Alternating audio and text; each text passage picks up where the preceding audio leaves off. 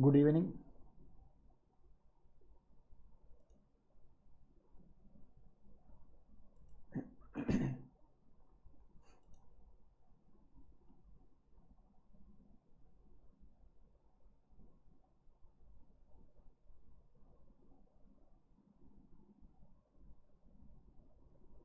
Sound clear ആണോ? കേൾക്കുന്നുണ്ടോ?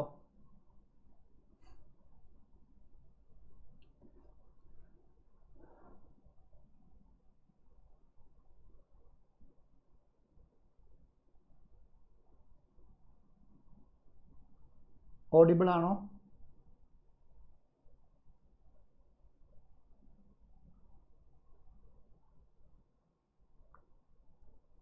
Okay.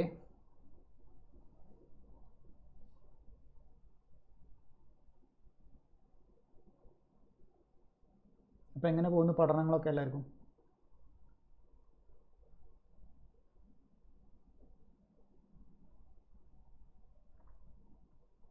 എല്ലാവരും നന്നായിട്ട് പഠിക്കുക. അത്രയും നല്ലൊരു ഗ്ലാമറസ് പോസ്റ്റാണ് LSJI സെക്രട്ടറി എന്ന് പറയുന്നത്. ഈ ഒരൊറ്റ വർഷമെന്നില്ല, ഒരു 4-5 മാസം നന്നായിട്ട് പഠിക്കുകയാണെങ്കിൽ ഒരു ഗസറ്റഡ് പോസ്റ്റാണ് നമ്മുടെ കയ്യിലിരിക്കാൻ പോകുന്നത്.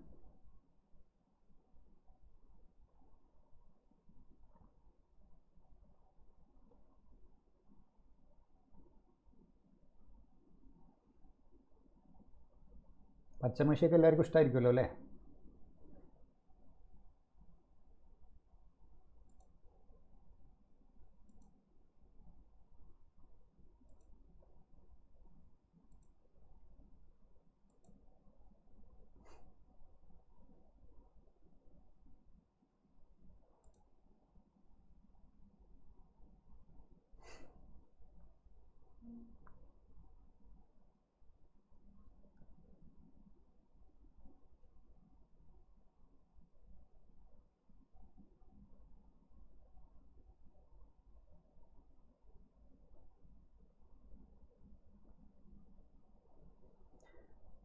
ഓക്കെ, അപ്പോൾ നിങ്ങൾ സിലബസ് കണ്ടിട്ടുണ്ടാവുമെന്ന് ഞാൻ വിചാരിക്കുന്നു.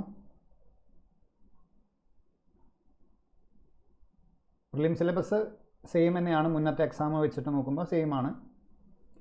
മെയിൻസ് നിങ്ങൾ കണ്ടിട്ടുണ്ടാവും, 2 പേപ്പറായിട്ട് അവർ കൊടുത്തിട്ടുള്ളത്.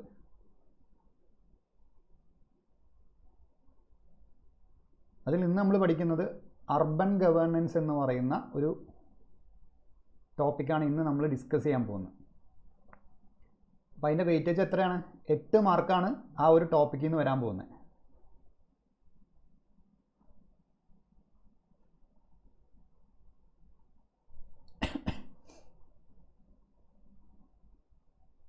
സോ സ്പെഷ്യൽ ടോപ്പിക് എന്ന് പറയുന്നത് അത്രയും സ്പെഷ്യലാണെന്ന് മനസ്സിലാക്കുക. അപ്പോൾ മുമ്പത്തെ ക്വസ്റ്റ്യൻ പേപ്പറൊക്കെ ഓരോ എക്സാമിൻ്റെ ക്വസ്റ്റ്യൻ പേപ്പർ നോക്കിക്കഴിഞ്ഞാൽ നിങ്ങൾക്ക് മനസ്സിലാവും. സ്പെഷ്യൽ ടോപ്പിക്ക് അവർ പറഞ്ഞ അതേ മാർക്കിനുള്ള ചോദ്യങ്ങൾ വരാറുണ്ട്. അത്രയും സ്പെഷ്യൽ ടോപ്പിക് നന്നായിട്ട് പഠിച്ചവർക്ക് മാത്രമേ റാങ്ക് ലിസ്റ്റിൽ കയറി വരാൻ പറ്റൂ. അപ്പം അതിൻ്റെ ഇമ്പോർട്ടൻസ് മനസ്സിലാക്കിയിട്ട് തന്നെ പഠിക്കണം.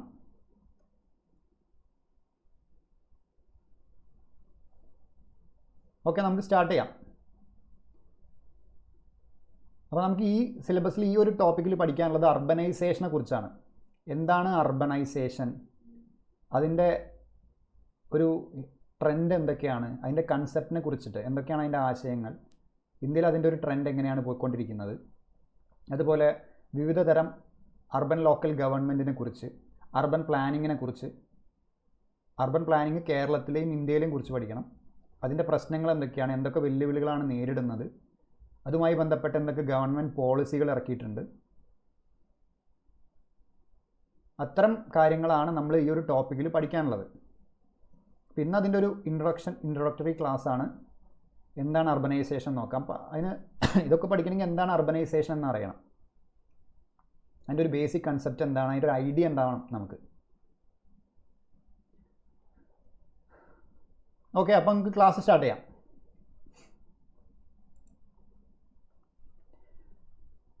നഗരവൽക്കരണം അഥവാ അർബനൈസേഷൻ. അപ്പോൾ എന്താണ് അർബൻ എന്നറിയണം. അർബൻ അറിയുന്നതിന് മുമ്പ് നമുക്ക് വില്ലേജ് എന്താണെന്ന് നോക്കണം. വില്ലേജ് എന്ന് പറയുന്നത് കൃഷി, അതായത് നമുക്കറിയാം കൃഷിയായിരിക്കും ഒരു ഗ്രാമപ്രദേശങ്ങളിൽ ഏറ്റവും പ്രധാനപ്പെട്ട ഒരു തൊഴിൽ അല്ലെങ്കിൽ ഒരു ഉപജീവന മാർഗം എന്ന് പറയുന്നത് കൃഷിയായിരിക്കും. അധികം ആൾക്കാരും കൃഷിക്കാരായിരിക്കും. അപ്പോൾ കൃഷിയും അതുമായി ബന്ധപ്പെട്ട മറ്റ് പ്രൈമറി ആക്ടിവിറ്റീസ്, അതായത് പ്രാഥമിക എക്കണോമിക് ആക്ടിവിറ്റീസ് എന്ന് പറയുന്ന ഇത് നിങ്ങൾ പഠിച്ചിട്ടുണ്ടാവും, എക്കണോമിക്സിൽ പഠിച്ചിട്ടുണ്ടാവും. അപ്പോൾ കൃഷി അല്ലെങ്കിൽ പ്രൈമറി എക്കണോമിക് ആക്ടിവിറ്റീസ് അതിൽ സ്പെഷ്യലൈസ് ചെയ്യുന്ന മേഖലയും അതുപോലെ തന്നെ അതിൻ്റെ പ്രത്യേകത എന്തായിരിക്കും, അത്തരം മേഖലകളിൽ പരസ്പരം അകന്ന് കാണപ്പെടുന്നതായിരിക്കും.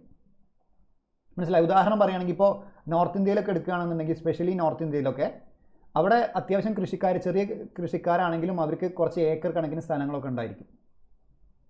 മനസ്സിലായോ? അപ്പോൾ ഒരു 3 ഏക്കർ ഒരാൾക്കൊരു കൃഷിക്കാരനുണ്ടെന്ന് ചോദിച്ചാൽ ആ 3 ഏക്കറിൽ അയാളെ വീട് മാത്രമേ ഉണ്ടായിരിക്കും. അത് കഴിഞ്ഞ് അടുത്ത 3 ഏക്കറിലായിരിക്കും അടുത്ത വീട് വരുന്നത്. സോ ഒരു പരസ്പരം അകന്ന് കാണപ്പെടുന്നതായ ചെറിയ വാസസ്ഥലങ്ങളായിരിക്കും, ചെറിയ സ്മോൾ സെറ്റിൽമെൻറ്റ്സ് ആയിരിക്കും അവിടെ ഉണ്ടാവുന്നത്. അപ്പോൾ അത്തരത്തിൽ കൃഷി അല്ലെങ്കിൽ മറ്റ് പ്രൈമറി എക്കണോമിക് ആക്ടിവിറ്റീസിൽ സ്പെഷ്യലൈസ് ചെയ്യുന്നതും അതുപോലെ തന്നെ പരസ്പരം അകന്ന് കാണപ്പെടുന്നതുമായ ചെറിയ വാസസ്ഥലങ്ങളെയാണ് അല്ലെങ്കിൽ സ്മോൾ സെറ്റിൽമെൻറ്റ്സിനെയാണ് നമ്മൾ വില്ലേജുകൾ അഥവാ ഗ്രാമങ്ങൾ എന്ന് വിളിക്കുന്നത്. ഓക്കെ, അപ്പോൾ എന്താണ് അർബൻ എന്തായിരിക്കും? അപ്പോൾ അർബൻ സെറ്റിൽമെൻറ്റ്സ് എന്തായിരിക്കും, അഥവാ നഗരവാസ സ്ഥലങ്ങൾ എന്തായിരിക്കും? അവിടെ കൂടുതലും സെക്കൻഡറി ആക്ടിവിറ്റീസ് ആയ കൺസ്ട്രക്ഷൻ, ഇൻഡസ്ട്രിയുമായി ബന്ധപ്പെട്ട കാര്യങ്ങൾ, അതേപോലെ ടേഴ്ഷറി ആക്ടിവിറ്റീസ് ആയ സർവീസ് മേഖല, ഇത്തരം സെക്കൻഡറി ആക്ടിവിറ്റീസ് അഥവാ ടേഴ്ഷറി ആക്ടിവിറ്റീസ് അതിന് പ്രാമുഖ്യമുള്ള കുറച്ചും കൂടി വലിയ സെറ്റിൽമെൻറ്റുകളായിരിക്കും. വലിയ സെറ്റിൽമെൻറ്റ് ആവുന്നത് കൊണ്ട് തന്നെ വളരെ ഫ്യൂവർ ഇൻ നമ്പർ ആയിരിക്കും, അധിക എണ്ണം ഉണ്ടായിരിക്കില്ല, ഫ്യൂവർ ആയിരിക്കും. അങ്ങനെയാണ് അതിൻ്റെ ഡെഫിനിഷൻ പറയുന്നത്. Larger settlements but fewer in number. അപ്പോൾ എണ്ണത്തിൽ കുറച്ചും പക്ഷേ ഉള്ള സാധനം ഭയങ്കര ലാർജർ ആയിട്ടുള്ള സെറ്റിൽമെൻറ്റ്, വാസസ്ഥലങ്ങളോട് കൂടിയ സെക്കൻഡറി ആൻഡ് ടേഴ്ഷറി ആക്ടിവിറ്റീസിന് സ്പെഷ്യലൈസ് ചെയ്തിരിക്കുന്ന പ്രദേശങ്ങളെയാണ് നമ്മൾ എന്ത് പറയുന്നത്, അർബൻ സെറ്റിൽമെൻറ്റ്സ് അഥവാ നഗരവാസ സ്ഥലങ്ങൾ എന്ന് പറയുന്നത്. ഇതൊരു ബേസിക് ഐഡിയ നിങ്ങൾക്ക് മനസ്സിലാക്കാൻ വേണ്ടി പറഞ്ഞാണ്. ഓക്കെ, ഇപ്പോൾ ഗ്രാമങ്ങളുടെ കാര്യം എടുക്കുകയാണെങ്കിൽ ജനങ്ങൾ എന്താ ചെയ്യുക? ജനങ്ങൾ സ്വന്തം ഗ്രാമത്തിൽ പരമ്പരാഗതമായി ഇങ്ങനെ ജീവിച്ചു വരിക. അവരുടെ തലമുറകളായിട്ട് ജനങ്ങൾ സ്വന്തം ഗ്രാമത്തിൽ ഇങ്ങനെ പരമ്പരാഗതമായിട്ട് ജീവിച്ചു വരുന്ന ഒരു സമ്പ്രദായമായിരിക്കും. അപ്പോൾ എന്തായിരിക്കും, അവർ തമ്മിലുള്ള കുറേ കാലങ്ങളായിട്ട് അറിയുന്നത് കൊണ്ട് തന്നെ അവർ തമ്മിലുള്ള ഒരു സോഷ്യൽ റിലേഷൻഷിപ്പ്, ഒരു സാമൂഹിക ബന്ധം എന്നൊക്കെ പറയുന്നത് വളരെ ആഴത്തിലുള്ളതായിരിക്കും ഗ്രാമപ്രദേശങ്ങളിലൊക്കെ. പക്ഷേ നഗരങ്ങളുടെ എടുക്കുകയാണെങ്കിൽ എന്തായിരിക്കും, ഒരു പ്രത്യേകിച്ച് ഇപ്പോൾ ഈവൻ നമ്മുടെ കേരളത്തിൽ തന്നെ തിരുവനന്തപുരം പോലത്തെ സിറ്റികളൊക്കെ എടുക്കുകയാണെങ്കിൽ അവിടെ എങ്ങനെയായിരിക്കും, അടുത്ത വീടുകൾ തമ്മിൽ പോലും പരസ്പരം അറിയുന്നത് കുറവായിരിക്കും. ഈ പറഞ്ഞാൽ തന്നെ അവർ തമ്മിലൊരു സോഷ്യൽ റിലേഷൻഷിപ്പ് ജസ്റ്റ് ഒരു കാഷ്വൽ അല്ലെങ്കിൽ ഒരു ഫോർമലായിരിക്കും, അല്ലാണ്ട് ഒരു ഡീപ്പ് അതിലൊരു ആഴമൊന്നും ഉണ്ടായിരിക്കില്ല. മനസ്സിലായോ? ഒരു എന്താ പറയുക, ഒരു ഫോർമൽ, ഒരു ഔദ്യോഗിക, ഒരു ഔപചാരികമായ ജസ്റ്റ് ഒരു സോഷ്യൽ റിലേഷൻഷിപ്പേ തമ്മിലുണ്ടാവുള്ളൂ. അപ്പോൾ ആൾക്കാർ തമ്മിൽ എന്താ, പല പ്രദേശങ്ങളിലുള്ള ആൾക്കാർ വന്ന് താമസിക്കുന്ന സ്ഥലങ്ങളായിരിക്കും മീൻസ് നഗരപ്രദേശങ്ങൾ. വ്യത്യസ്ത പ്രദേശങ്ങളിൽ നിന്നുള്ളവരെ ഉൾക്കൊള്ളുന്ന പ്രദേശങ്ങളായിരിക്കും നഗരങ്ങൾ എന്ന് പറയുന്നത്. അപ്പോൾ അവിടുത്തെ ലൈഫ് സ്റ്റൈൽ തന്നെ ഭയങ്കര കോംപ്ലക്സ് ആയിരിക്കും, അതുപോലെ തന്നെ ഭയങ്കര ബിസി ലൈഫായിരിക്കും. അതേപോലെ ഞാൻ പറഞ്ഞ പോലെ സാമൂഹിക ബന്ധങ്ങൾ അത്ര ഒരു ഫോർമൽ രീതിയിലേ ഉണ്ടായിരിക്കുള്ളൂ, അതിനൊരു എന്താ പറയുക, ഒരു ആഴമൊന്നും ഉണ്ടായിരിക്കില്ല. അത്തരം ഇതിലാണ് നമ്മൾ നഗരങ്ങൾ എന്ന് പറയുന്നത്. പിന്നെ 2001 സെൻസസ് പ്രകാരം എന്താണ് സിറ്റി, എന്താണ് ഇപ്പോൾ ഈ അർബൻ എന്ന് പറയുമ്പോൾ തന്നെ അതിൽ 2 കാര്യങ്ങളുണ്ട്. അർബൻ എന്ന് പറയുമ്പോൾ തന്നെ അതിൽ 2 കാര്യങ്ങൾ പറയുന്നുണ്ട്. എല്ലാവർക്കും കൺഫ്യൂഷൻ ആയിരിക്കും അത്. അതായത് അർബൻ എല്ലാവരും പറഞ്ഞു, അതിൻ്റെ 2 കാറ്റഗറിയാണ്, ഒന്ന് ടൗണ്, സിറ്റി. അപ്പോൾ ഈ ടൗണും സിറ്റിയും തമ്മിൽ എന്തെങ്കിലും വ്യത്യാസം ഉണ്ടോ എന്ന് ചോദിച്ചു കഴിഞ്ഞാൽ വ്യത്യാസം ഉണ്ടെന്ന് നമുക്ക് അറിയാമെങ്കിലും അത് എന്താണെന്ന് പറയാനുള്ളൊരു ഐഡിയ ഉണ്ടാവില്ല. അപ്പോൾ 2001 സെൻസസിലാണ് ഈ ടൗണിൻ്റെയും സിറ്റീനെയും പറിച്ചുള്ള ഒരു ഡെഫിനിഷനായിട്ട് പറയുന്നത്. എന്താണ് ടൗണ്? ടൗൺ എന്ന് പറഞ്ഞു കഴിഞ്ഞാൽ 100,000-ൽ കുറവ് ജനസംഖ്യയുള്ളതാണ്. മനസ്സിലായില്ലേ? 100,000-ൽ കുറവ് ജനസംഖ്യയുള്ളതാണ്. 100,000-ൽ കുറവ് ജനസംഖ്യയുള്ളതിനെയാണ് നമ്മൾ എന്ത് പറയുന്നത്, ടൗൺ എന്ന് പറയുന്നത്. മനസ്സിലായില്ല? അപ്പോൾ 100,000-ൽ കുറവ് ജനസംഖ്യയുള്ള അർബൻ ഏരിയകളെയാണ്, നഗരപ്രദേശങ്ങളെയാണ് നമ്മൾ ടൗൺ എന്ന് പറയുന്നത്. ഓക്കെ, അപ്പോൾ സിറ്റി എന്തായിരിക്കും, 100,000 ജനസംഖ്യയിൽ കൂടുതൽ ഉള്ള നഗരപ്രദേശങ്ങളായിരിക്കും. മനസ്സിലായല്ലോ? അപ്പോൾ ഇത് 100,000-ൽ കുറവായിരിക്കും. ഇനി 100,000-ൽ കൂടുതൽ ജനസംഖ്യയുള്ള നഗരപ്രദേശങ്ങൾ നമ്മൾ എന്തു പറയും? സിറ്റി എന്ന് പറയും. ഓക്കെ ആണല്ലോ? ഈ രണ്ട് സാധനം നമ്മൾ ക്ലാരിറ്റി വന്നല്ലോ. അപ്പോൾ ഇത്രയേ ഉള്ളൂ. അപ്പോൾ 1,00,000 ജനസംഖ്യയിൽ കുറവുള്ള നഗരപ്രദേശങ്ങളിൽ ടൗൺ എന്ന് പറയും. 1,00,000-ൽ കൂടുതൽ ജനസംഖ്യയുള്ള നഗരപ്രദേശങ്ങളെ നമ്മൾ എന്തു പറയും? സിറ്റി എന്ന് പറയും. അപ്പോൾ ടൗണിനേക്കാൾ വലിയൊരു സാധനമാണ് സിറ്റി എന്ന് പറയുന്നത്. ഓക്കെ, ആ ഒരു ക്ലാരിറ്റി വന്നില്ലേ?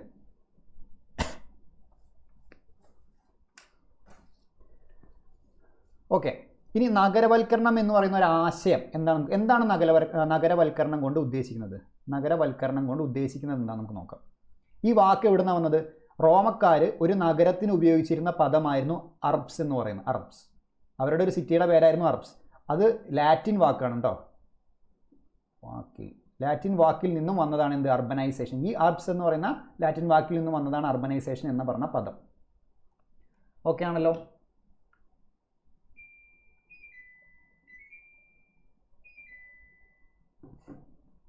ഇനി ആളുകൾ ഗ്രാമങ്ങളിൽ നിന്ന് നഗരപ്രദേശങ്ങളിലേക്ക് മാറുന്നതും. അപ്പോൾ എന്താണ് അർബനൈസേഷൻ എന്ന് പറയുന്നത്? ഞാൻ പറഞ്ഞു വില്ലേജ് എന്താന്ന് പറഞ്ഞു, ഗ്രാമം എന്താന്ന് പറഞ്ഞു, നഗരം എന്താന്ന് പറഞ്ഞു. അപ്പോൾ വില്ലേജിൽ നിന്ന് ആളുകൾ അവരുടെ മൂവ്മെൻറ്റിനാണ്, വില്ലേജിൽ നിന്നും നഗരങ്ങളിലേക്കുള്ള ജനങ്ങളുടെ അല്ലെങ്കിൽ ജനസമൂഹത്തിൻ്റെ മൂവ്മെൻറ്റ്, മനസ്സിലായോ? കുടിയേറ്റത്തിനാണ് നമ്മൾ എന്ത് പറയുന്നത്? അർബനൈസേഷൻ കൊണ്ട് ഉദ്ദേശിക്കുന്നത്. അപ്പോൾ ആളുകൾ ഗ്രാമങ്ങളിൽ നിന്ന് നഗരപ്രദേശങ്ങളിലേക്ക് മാറുന്നതും. അത് മാത്രമല്ല, അത്തരം മാറ്റങ്ങൾ ഇപ്പോൾ ഒരു ഉദാഹരണം പറയുകയാണ്. ഇപ്പോൾ കുറച്ച് ആൾക്കാർ വില്ലേജിൽ നിന്ന് സിറ്റിയിലേക്ക് മാറുമ്പോൾ അവർ ലൈഫ് സ്റ്റൈൽ തന്നെ അവർ മാറിപ്പോവും, അവരുടെ രീതികളെല്ലാം മാറിപ്പോവും. അപ്പോൾ എന്ത് ചെയ്യും? ഈ ഒരു ചലനം അല്ലെങ്കിൽ ഈ ഒരു മാറ്റം എന്ന് പറയുന്നത് അവരുടെ സോഷ്യൽ ലൈഫിൽ തന്നെ ഭയങ്കരമായിട്ടുള്ള ഒരു മാറ്റം കൊണ്ടുവരിക, ഒരു പരിവർത്തനം കൊണ്ടുവരുവാണ്. അപ്പോൾ അതും കൂടി ഉൾപ്പെടുന്നതാണ് ആ പ്രക്രിയയാണ് നഗരവൽക്കരണം. ജസ്റ്റ് മാറുന്നത് മാത്രമല്ല, അവരിൽ ഉണ്ടാകുന്ന ചേഞ്ചസും അതും കൂടി ഉൾക്കൊള്ളുന്ന പ്രക്രിയയാണ് നമ്മൾ നഗരവൽക്കരണം എന്നുകൊണ്ട് ഉദ്ദേശിക്കുന്നത്. ഇതൊരു ബ്രോഡർ ടേമാണ്, മനസ്സിലായില്ലേ? ജസ്റ്റ് ടൗണിൽ മീൻസ് ഗ്രാമങ്ങളിൽ നിന്നുള്ള അങ്ങോട്ടുള്ള മാറ്റം മാത്രമാണ് നഗരവൽക്കരണം എന്നുകൊണ്ട് നമുക്കതിനെ ചെറുതാക്കാൻ പറ്റില്ല. ഇതൊരു ബ്രോഡർ ടേമാണ്. അതിൽ ഒരുപാട് സോഷ്യൽ ആസ്പെക്റ്റുകൾ ഉൾപ്പെടുന്നുണ്ട്. കാരണം ഇവരങ്ങനെ മാറുന്നതിലൂടെ ഇവർക്ക് വരുന്ന മാറ്റങ്ങൾ, സാമൂഹികമായിട്ടും സാമ്പത്തികമായിട്ടും ഇവർ വരുന്ന പരിവർത്തനങ്ങളൊക്കെ അതിൽ ഉൾപ്പെടുന്നുണ്ട്. അപ്പോൾ ആളുകൾ ഗ്രാമങ്ങളിൽ നിന്ന് നഗരപ്രദേശങ്ങളിലേക്ക് മാറുന്നതും കൂടാതെ സമൂഹങ്ങൾ ഇത്തരം പരിവർത്തനത്തോട് പൊരുത്തപ്പെടുന്ന രീതിയും, മനസ്സിലായില്ല? ആ മാറ്റങ്ങളോട് ഇവരെങ്ങനെയാണ് പൊരുത്തപ്പെടുന്നത്, ആ രീതിയും അടങ്ങുന്ന ഒരു പ്രക്രിയയാണ് നഗരവൽക്കരണം എന്നുകൊണ്ട് ഉദ്ദേശിക്കുന്നത്. അങ്ങനെ എന്താ സംഭവിക്കുന്നത്? ഗ്രാമങ്ങളിൽ നിന്ന് ആൾക്കാർ അങ്ങോട്ട് പോകുന്നത് കൊണ്ട് തന്നെ ഗ്രാമങ്ങളിൽ ആളുകളുടെ എണ്ണത്തിൽ കുറവുണ്ടാകുന്നു. അപ്പോൾ ബേസിക് ഐഡിയ ഇതാണ് അർബനൈസേഷനെ കൊണ്ട്. ആളുകൾ ഗ്രാമങ്ങളിൽ നിന്ന് നഗരപ്രദേശങ്ങളിലേക്ക് മാറുന്നുണ്ട്. അത് കൂടാതെ അത്തരം പരിവർത്തനത്തോട് ഇവരെങ്ങനെയാണ് പൊരുത്തപ്പെടുന്നത് എന്ന് ആ രീതിയും അടങ്ങുന്ന പ്രക്രിയയാണ് നഗരവൽക്കരണം എന്നുകൊണ്ട് ഉദ്ദേശിക്കുന്നത്. ഇനി വികസ്വര രാജ്യങ്ങളിലെ നഗര-പ്രാദേശിക വികസന ആസൂത്രണത്തിന് ഇപ്പോൾ വ്യാപകമായി ഉപയോഗിക്കുന്ന ഗ്രോത്ത് സെൻറ്റർ സിദ്ധാന്തം. ഏതാണെന്ന് നമുക്ക് പഠിക്കേണ്ട ആവശ്യമില്ല. ഈ പേര് മാത്രം അറിയാൻ വേണ്ടി അദ്ദേഹം ഫേമസ് ആയ ഒരു ഏരിയ കൊടുത്തു എന്നേ ഉള്ളൂ. R.P. മിശ്ര എന്ന് പറയുന്നത് ഈ നഗരവൽക്കരണം, അത് അർബനൈസേഷൻ, അതുമായി ബന്ധപ്പെട്ട് പഠനം നടത്തിയ ഒരു വ്യക്തിയാണ്. അതിൽ സ്പെഷ്യലൈസ് ചെയ്ത വ്യക്തിയാണ് R.P. മിശ്ര എന്ന് പറയുന്നത്. ഓക്കെ, അപ്പോൾ അദ്ദേഹം സ്പെഷ്യലൈസ് ചെയ്തിരിക്കുന്നത് ഈ ഗ്രോത്ത് സെൻറ്റർ സിദ്ധാന്തം എന്ന് പറയുന്ന സിദ്ധാന്തമാണ്. അതെന്തായിട്ട് ബന്ധപ്പെട്ടാണ്? നഗര-പ്രാദേശികം എന്ന് പറയുമ്പോൾ അർബൻ റീജിയണൽ ഡെവലപ്മെൻറ്റ് പ്ലാനിംഗ് ആയിട്ട് ബന്ധപ്പെട്ട ഉപയോഗിക്കുന്ന ഒരു ഗ്രോത്ത് സെൻറ്റർ സിദ്ധാന്തത്തിൽ ഉപജ്ഞാതാവാണ് ഇദ്ദേഹം. അപ്പോൾ ഈ R.P. മിശ്ര എന്നുള്ള പേര് നമ്മൾ ഈ അർബനൈസേഷൻ്റെ കൺസെപ്റ്റ് പഠിക്കുന്ന സമയത്ത് ഈ ഒരു പേര് കേൾക്കണം. അത്രേ നമ്മളിവിടെ ഉദ്ദേശിക്കുന്നുള്ളൂ. അദ്ദേഹം നഗരവൽക്കരണത്തെ വ്യാഖ്യാനിച്ചത് ഇപ്രകാരമാണ്. അദ്ദേഹം പറഞ്ഞതാണ്, നഗരവൽക്കരണം എന്ന് പറയുന്ന ഒരു ഉൽപ്പന്നമല്ല, പ്രത്യേകിച്ചും ചിതറിക്കിടക്കുന്ന, ഞാൻ ഓൾറെഡി പറഞ്ഞു കാർഷിക ഗ്രാമങ്ങൾ എങ്ങനെയും ചിതറിക്കിടക്കുന്നതായിരിക്കും. മനസ്സിലായില്ല? ഞാൻ നേരത്തെ പറഞ്ഞല്ലോ, ഏക്കർ കണക്കിന് സ്ഥലങ്ങളായിരിക്കുമ്പോൾ ഒരേക്കറിൽ ഒരു വീട്, മറ്റേ ഏക്കർ, അങ്ങനെ ചിതറിക്കിടക്കുന്ന പ്രദേശങ്ങളായിരിക്കും. അങ്ങനെ ചിതറിക്കിടക്കുന്ന കാർഷിക ഗ്രാമങ്ങളിൽ ജീവിക്കുന്നതിനു പകരം വ്യവസായ സേവന പ്രവർത്തകരുടെ സെക്കൻഡറി ടേർഷ്യറി ആക്ടിവിറ്റീസ്, വ്യവസായ സേവന പ്രവർത്തകരുടെ ആധിപത്യമുള്ള പട്ടണങ്ങളിലും നഗരങ്ങളിലും, പട്ടണം എന്ന് പറഞ്ഞാൽ ടൗണ്, നഗരം കൊണ്ട് ഉദ്ദേശിക്കുന്നത് സിറ്റി, പട്ടണങ്ങളിലും നഗരങ്ങളിലും ആളുകൾ താമസിക്കാൻ തുടങ്ങുന്ന പ്രക്രിയയാണ്. അപ്പോൾ കാർഷിക വൃത്തിയുള്ള കാർഷിക ഗ്രാമങ്ങളിൽ നിന്ന് ഇത്തരം വ്യാവസായിക സേവന പ്രവർത്തകർ, അവരുടെ കൂടുതലുള്ള ആൾക്കാരുള്ള പട്ടണങ്ങളിലും നഗരങ്ങളിലേക്കും ആളുകൾ അവിടുന്ന് കുടിയേറി താമസിക്കാൻ തുടങ്ങുന്ന പ്രക്രിയയാണ് നമ്മൾ എന്ത് പറയുന്നത്? അർബനൈസേഷൻ അഥവാ നഗരവൽക്കരണം കൊണ്ട് പറയുന്നതെന്നാണ് R.P. മിശ്ര പറയുന്നത്. നഗരപ്രദേശങ്ങളുടെ പെരുപ്പും, അതായത് മൾട്ടിപ്ലിക്കേഷൻ, നഗരപ്രദേശങ്ങൾ ഇങ്ങനെ എന്താണ് മൾട്ടിപ്ലൈ ചെയ്തുകൊണ്ടിരിക്കുകയാണ്, അത് കുറയുന്നില്ല. കൂടാതെ നഗരങ്ങളുടെ വലുപ്പത്തിലുള്ള വർധനവും, ഉള്ള നഗരങ്ങൾ തന്നെ വലുതായിക്കൊണ്ടിരിക്കുകയാണ്, പുതിയ നഗരങ്ങൾ സൃഷ്ടിക്കപ്പെട്ടുകൊണ്ടിരിക്കുകയാണ്. മനസ്സിലായില്ല? അതാണ് നഗരപ്രദേശങ്ങളുടെ മൾട്ടിപ്ലിക്കേഷൻ. അതുപോലെ കൂടാതെ നഗരങ്ങളുടെ വലുപ്പത്തിലുള്ള വർധനവ്, ഇതൊക്കെ ഇതിൽ ഉൾപ്പെടുന്നുണ്ട്. മനസ്സിലായല്ലോ?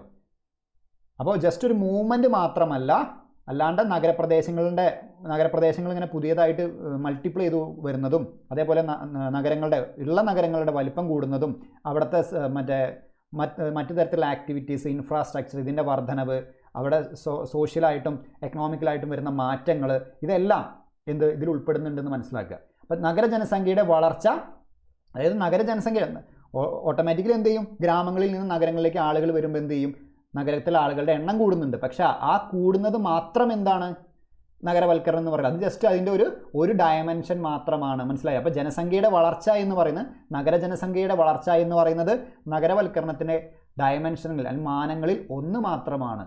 മനസ്സിലായില്ല? അതിന് പലതരം മാനങ്ങൾ, അതേ പറഞ്ഞ ബ്രോഡർ ടേം എന്ന് ഞാൻ പറഞ്ഞുകൊണ്ട് ഉദ്ദേശിക്കുന്നത്. ക്ലിയർ ആണോ?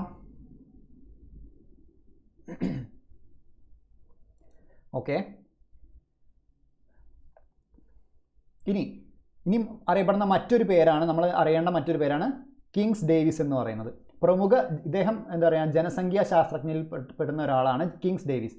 ഇദ്ദേഹം നഗരവൽക്കരണ പ്രക്രിയയെ, ഞാൻ പറഞ്ഞു പ്രോസസ്സ് എന്ന് പറഞ്ഞു, മനസ്സിലായില്ല? ആൾക്കാർ മൂവ്മെൻറ്റ് ചെയ്യുന്ന, അതുപോലെ അവരുടെ എന്താ പറയുക ട്രാൻസ്ഫോർമേഷനുമായിട്ട് ബന്ധപ്പെട്ട എല്ലാ പ്രോസസ്സും കൂടി ഉൾപ്പെടുന്ന ഒരു പ്രക്രിയയാണ് ഈ നഗരവൽക്കരണം. അപ്പോൾ ഈ നഗരവൽക്കരണ പ്രക്രിയയെ 3 ഘട്ടങ്ങളായിട്ട് തിരിച്ചിട്ടുണ്ട്. ഈ 3 ഘട്ടങ്ങളിലാണ് ഒരു നഗരവൽക്കരണം എന്ന് പറയുന്ന സംഭവം നടക്കുന്നതെന്നാണ് ഇയാൾ പറയുന്നത്. ആര്? Kings Davis. അതിൽ സ്റ്റേജ് 1 നമ്മൾ പ്രാഥമിക ഘട്ടം അല്ലെങ്കിൽ ഇനീഷ്യൽ സ്റ്റേജ് എന്ന് പറയും. ഞാൻ ഓൾറെഡി പറഞ്ഞതാണ് കൃഷിയിലും ചിതറിക്കിടക്കുന്ന ജനവാസ രീതിയിലും പ്രാമുഖ്യമുള്ള പരമ്പരാഗത ഗ്രാമീണ സമൂഹത്തെ വിശേഷിപ്പിക്കുന്നതാണ് ഈ ഒരു പ്രാഥമിക ഘട്ടം എന്ന് പറയുന്നത്. കൃഷിയിലും ചിതറിക്കിടക്കുന്ന ജനവാസ രീതിയിലും പ്രാമുഖ്യമുള്ള പരമ്പരാഗത ഗ്രാമീണ സമൂഹത്തെ, അതായത് വില്ലേജിനെ ഉദ്ദേശിക്കുന്നത്. സ്റ്റേജ് 2 എന്താ സംഭവിച്ചത്? 25% നിന്ന് 40%, 50%, 60% എന്നിങ്ങനെ നഗരജനസംഖ്യയുടെ അനുപാതം ക്രമേണ വർദ്ധിച്ചുകൊണ്ടിരിക്കുകയാണ്. ആൾക്കാർ കൂടുന്നതിനനുസരിച്ച് ഇതിൻ്റെ പ്രൊപ്പോർഷൻ ഇങ്ങനെ കൂടിക്കൊണ്ടിരിക്കുന്നു. ഈ സ്റ്റേജിനെ എന്താ പറയുന്നത്? ത്വരണഘട്ടം അഥവാ സ്റ്റേജ് ഓഫ് ആക്സിലറേഷൻ. അതായത് ഇതിൻ്റെ തോത് ഇങ്ങനെ കൂടിക്കൊണ്ടിരിക്കുകയില്ല, അതാണ് ആക്സിലറേറ്റ് ചെയ്തുകൊണ്ടിരിക്കുകയാണ് ഇതിൻ്റെ തോതെന്ന് പറയുന്നത്. അതുപോലെ സമ്പദ് വ്യവസ്ഥയുടെ അടിസ്ഥാന പുനർനിർമ്മാണവും.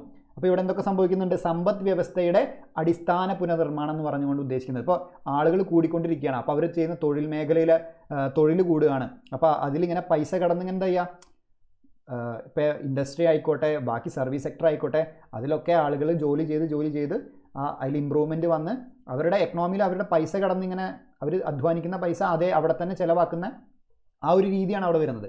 അപ്പോൾ എന്ത് സംഭവിക്കുന്നു? അവരുടെ എക്കണോമിക് ആ ഒരു റീബിൽഡിംഗ് ആണ് അവിടെ സംഭവിക്കുന്നത്. സമ്പദ് വ്യവസ്ഥയുടെ എക്കണോമിയുടെ ഒരു പുനർനിർമ്മാണം അവിടെ സംഭവിക്കുകയാണ്. അപ്പോൾ അതും അതേപോലെ ഗതാഗതം, ആശയവിനിമയം എന്നിവ ഉൾപ്പെടെയുള്ള സാമൂഹിക ഓവർഹെഡ് മൂലധനങ്ങളിലെ നിക്ഷേപങ്ങളും ഇതിൽ നടക്കുന്നുണ്ട്.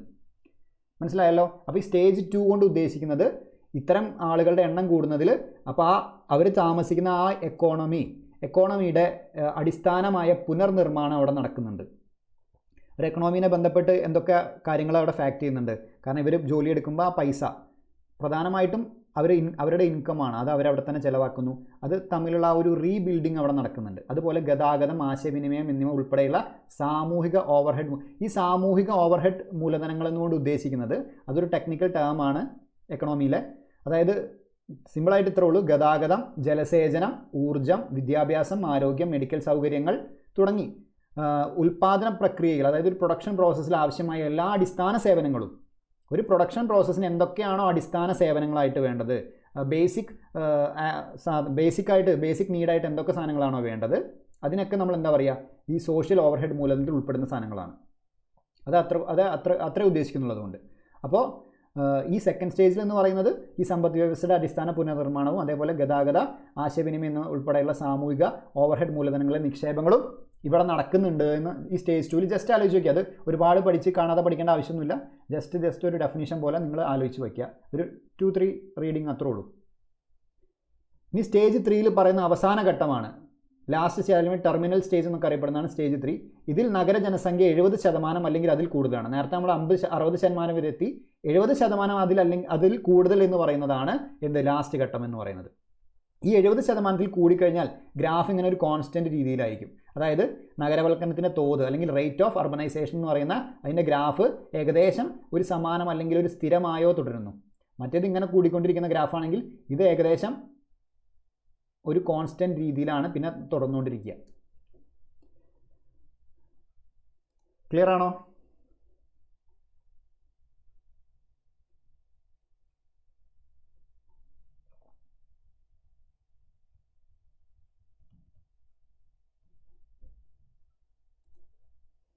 ഓക്കെ.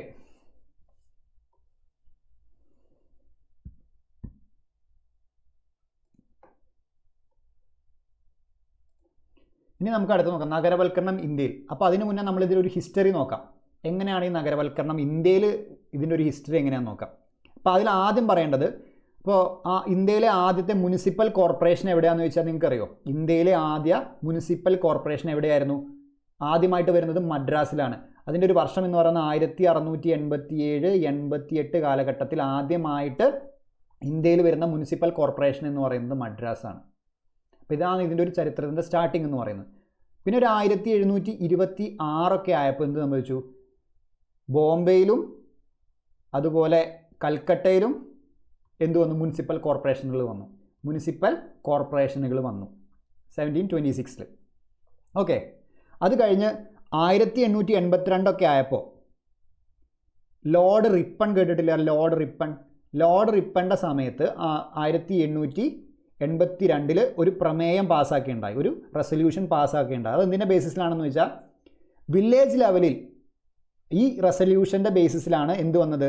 വില്ലേജ് ലെവലിൽ, ഗ്രാമ ലെവലിൽ പഞ്ചായത്ത് വരുന്നതും അതുപോലെ തന്നെ ഇതേ റെസൊല്യൂഷൻ വഴിയാണ് മുനിസിപ്പാലിറ്റികളും നിലവിൽ വരുന്നത്. അപ്പോൾ ലോർഡ് റിപ്പൺ 1882 അദ്ദേഹത്തിൻ്റെ സമയത്ത് ഒരു റെസൊല്യൂഷൻ പാസ്സാക്കിയുണ്ടായി. ആ റെസൊല്യൂഷൻ്റെ ബേസിസിലാണ് വില്ലേജ് ലെവലിൽ പഞ്ചായത്തുകളും അതുപോലെ മുനിസിപ്പാലിറ്റികളും ഒക്കെ നിലവിൽ വരുന്നത്. ഈ ഒരു റെസൊല്യൂഷൻ്റെ ബേസിലാണ്. അതുകൊണ്ടാണ് ഇദ്ദേഹത്തിന് എന്ത് വിളിക്കുന്നത്? Father of local self government in India എന്ന് പറയുന്നത്. ഇന്ത്യയിൽ തദ്ദേശ സ്വയംഭരണത്തിൻ്റെ പിതാവ് എന്നറിയപ്പെടുന്നത് ആരാണ്? ലോർഡ് റിപ്പൺ ആണ്. അതിൻ്റെ ഒരു ബേസിസ് ആണ്. അത് എന്തുകൊണ്ടാണ് വിളിക്കുന്നത് എന്നുള്ളത് പറയുന്നത് അങ്ങനെയാണ്. ഓക്കെ ആണല്ലോ?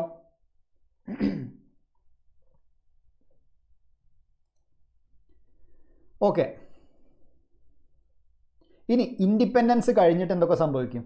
ഇത്രയാണ് നമുക്ക് സ്വാതന്ത്ര്യം കിട്ടുന്നതിന് മുന്നേ ഉള്ളത് ഒരു കാര്യങ്ങൾ പറയാനുള്ളത്.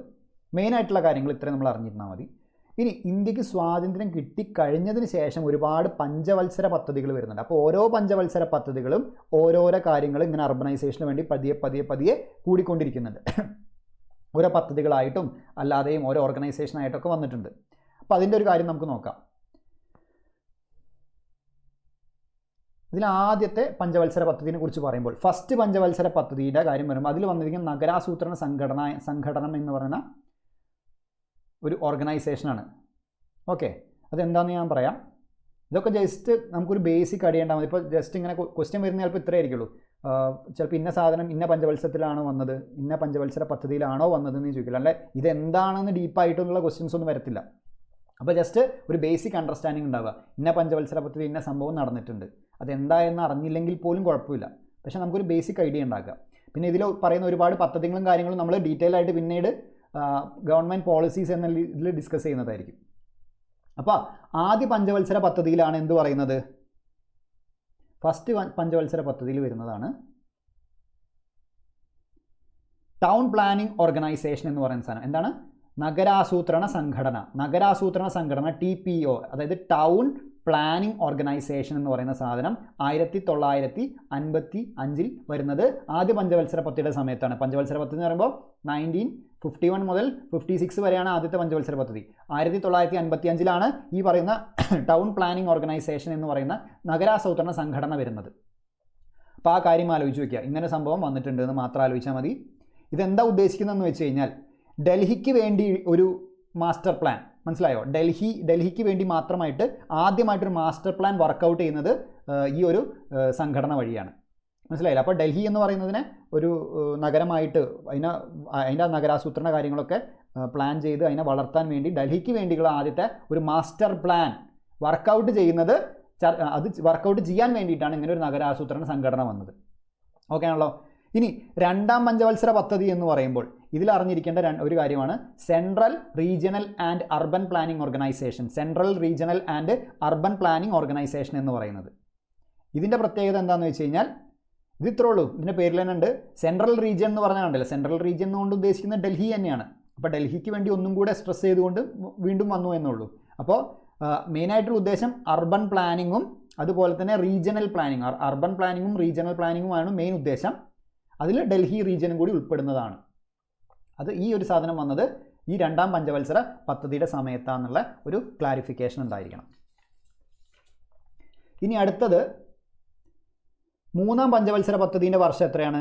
61 മുതൽ 66 വരെയാണ്. 1961 മുതൽ 66 വരെയാണ് മൂന്നാം പഞ്ചവത്സര പദ്ധതി എന്ന് പറയും. ഇതിൽ വന്ന് നോക്കിയേക്ക് town and country planning organisation. Town and country planning organisation. അപ്പോൾ ഇത് അറിഞ്ഞിരിക്കേണ്ടത് എന്താ വെച്ച് കഴിഞ്ഞാൽ, ഇപ്പോൾ മുകളിൽ പറഞ്ഞ ഈ രണ്ട് സാധനങ്ങളുണ്ടല്ലോ, മുകളിൽ പറഞ്ഞ ഈ രണ്ടും മെർജ് ചെയ്തു. ഇത് രണ്ടും മെർജ് ചെയ്തിട്ടാണ് ഈ ഒരു സാധനം ഉണ്ടായത്. മുകളിൽ പറഞ്ഞ ഈ TPOയും CRUPOയും ഇത് രണ്ടും കൂടി മെർജ് ചെയ്തിട്ടാണ് TCPO എന്ന് പറഞ്ഞ town and country planning organisation എന്ന് പറയുന്ന സാധനം വരുന്നത്, ഇത് നിലവിൽ വരുന്നത്. മനസ്സിലായല്ലോ? ഈ സംഭവം ഇന്നും നിലനിൽക്കുന്ന ഒരു ബോഡിയാണെന്ന് ആലോചിച്ചാൽ നിങ്ങൾക്ക് മനസ്സിലായോ? ഈ ബോഡി ഇന്നും നിലനിൽക്കുന്നുണ്ട്. ഏത്? Town and country planning organisation എന്ന് പറയുന്ന ഓർഗനൈസേഷൻ ഇപ്പോഴും നിലനിൽക്കുന്ന ഒരു ബോഡിയാണ്. ഓക്കെ. പിന്നെ ഈ മൂന്നാം പഞ്ചവത്സര പദ്ധതിയുടെ ഒരു പ്രത്യേകത എന്ന് പറയുന്നത് ഇങ്ങനെ പറയുന്നുണ്ട്, അർബൻ പ്ലാനിങ്ങിൻ്റെ ചരിത്രത്തിൽ ഒരു ടേണിംഗ് പോയിന്റ് ആയിരുന്നു മൂന്നാം പഞ്ചവത്സര പദ്ധതി എന്നുള്ള ഒരു സ്റ്റേറ്റ്മെൻറ്റ് പറയുന്നുണ്ട്. അതായത് അർബൻ പ്ലാനിങ്, നഗരാസൂത്രണത്തിൻ്റെ ചരിത്രത്തിൽ ഒരു ടേണിംഗ് പോയിന്റ് എന്ന് പറയുന്ന ഒരു സംഭവമായിരുന്നു മൂന്നാം പഞ്ചവത്സര പദ്ധതി എന്ന് പറയുന്നുണ്ട്. കാരണം എന്താണെന്ന് വെച്ച് കഴിഞ്ഞാൽ പ്രാദേശിക വികസനത്തിൽ ടൗണുകളുടെയും സിറ്റികളുടെയും പ്രാധാന്യത്തിന് ഊന്നൽ നൽകിയൊരു പ്ലാനായിരുന്നത്. മനസ്സിലായോ? അതായത് റീജിയണൽ ഡെവലപ്മെൻറ്റ് അഥവാ പ്രാദേശിക വികസനം. അപ്പോൾ പ്രാദേശിക വികസനത്തിൽ ടൗണുകളുടെയും സിറ്റികളുടെയും പ്രാധാന്യത്തിന് ഊന്നൽ നൽകിക്കൊണ്ട് ഉദ്ദേശിക്കുന്നത് എന്താ വെച്ചാൽ ഇതിൽ അതായത് ഒരു റീജിയണൽ അപ്രോച്ച് വന്നിട്ടുണ്ട്. അതായത് ടൗണുകളുടെയും സിറ്റികളുടെയും ആ ഒരു ഡെവലപ്മെൻറ്റിൽ ഒരു റീജിയണൽ അപ്രോച്ച് കൊണ്ട് ഉദ്ദേശിക്കുന്നത് സിമ്പിളായിട്ട് ഇത്രേ ഉള്ളൂ. ഇത്രയും മനസ്സിലാക്കി വെച്ചാൽ മതി. ഒരു ഭൂവിനിയോഗം, ലാൻഡ് യൂസ് അപ്രോച്ച്. അതായത് ലാൻഡ് യൂസ് ഒരു എന്താ പറയുക, ഭൂമിയുടെ ഉപയോഗം ഒരു തരത്തിലൊരു അമിത യൂസ് ഇല്ലാതെ ഒരു ലിമിറ്റിൽ യൂസ് ചെയ്തുകൊണ്ട് ഭൂവിനിയോഗം എന്താ പറയുക, ഒരു നല്ല രീതിയിൽ നടക്കുക എന്ന് പറയുന്ന ഒരു റീജിയണൽ അപ്രോച്ച് എന്ന് പറയുന്ന ഒരു സംഭവം ഇതിൽ വരുന്നുണ്ട്. അത്രയും സിമ്പിളായിട്ട് മനസ്സിലാക്കിയാൽ മതി. ഓക്കെ. അപ്പോൾ ഭൂവിനിയോഗമാണ് ഇതിൽ പറയുന്നത്. ഭൂവിനിയോഗ രീതി ഒക്കെ പറയുന്ന ഒരു അപ്രോച്ചാണ് ഈ റീജിയണൽ അപ്രോച്ച് എന്ന് പറയുന്നത്. ആ റീജിയണൽ അപ്രോച്ചും കൂടി ഏതിൽ ഉൾപ്പെടുത്തിയിട്ടുണ്ട്? ടൗൺ പ്ലാനിങ്ങിലും ഈ ഇതിലും. അപ്പോൾ ടൗൺ പ്ലാനിങ്ങിലും സിറ്റി പ്ലാനിങ്ങിലും ഈ റീജിയണൽ അപ്രോച്ചും കൂടി കൊണ്ടുവന്നു. അതായത് ലാൻഡ് ഉപയോഗിക്കേണ്ട രീതികളും അത് ഒരു എന്താ പറയുക, ഉപയോഗിക്കേണ്ടത് ഒരു പരിമിതിയിൽ വേണം ഉപയോഗിക്കണം. ഓവറായിട്ട് യൂസ് ചെയ്ത് നശിപ്പിക്കരുത് എന്നുള്ളൊരു ഒരു സന്ദേശം മാത്രമാണ് അതിൽ പറയാനുള്ളത്.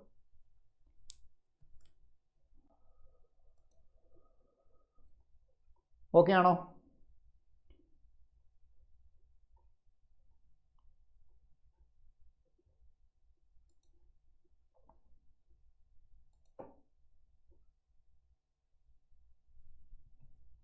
എന്തെങ്കിലും ഡൗട്ട് ഉണ്ടോ?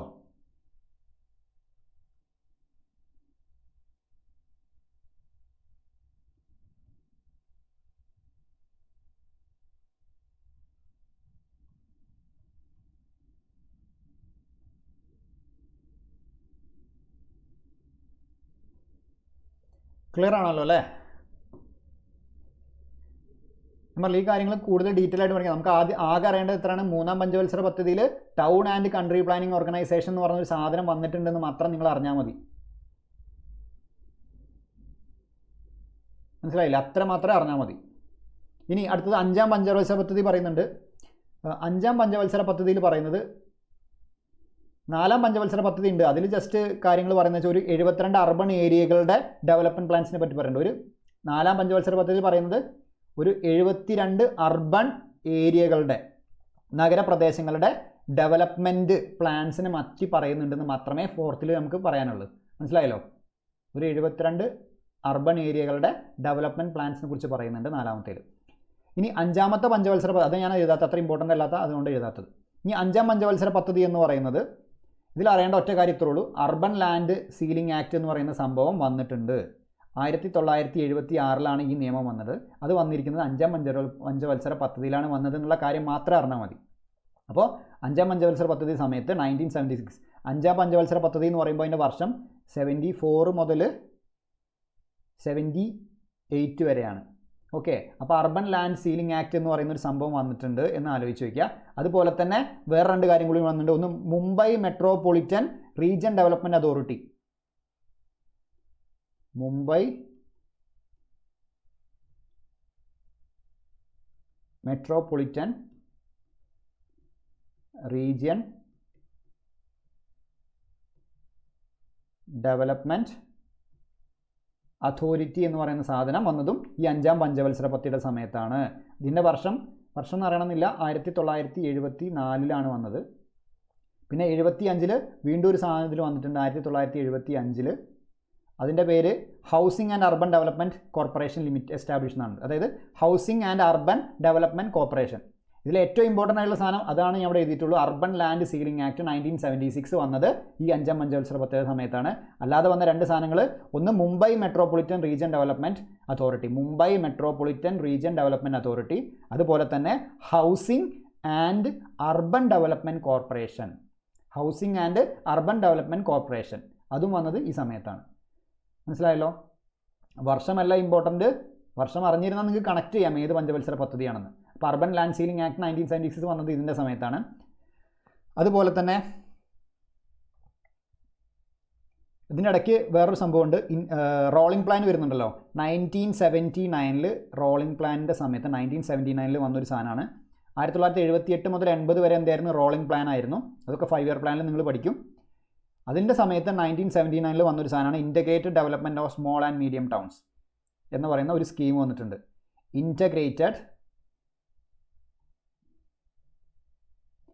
ഇൻ്റഗ്രേറ്റഡ്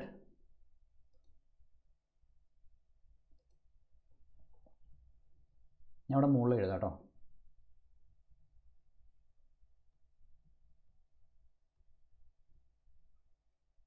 ഇൻ്റഗ്രേറ്റഡ്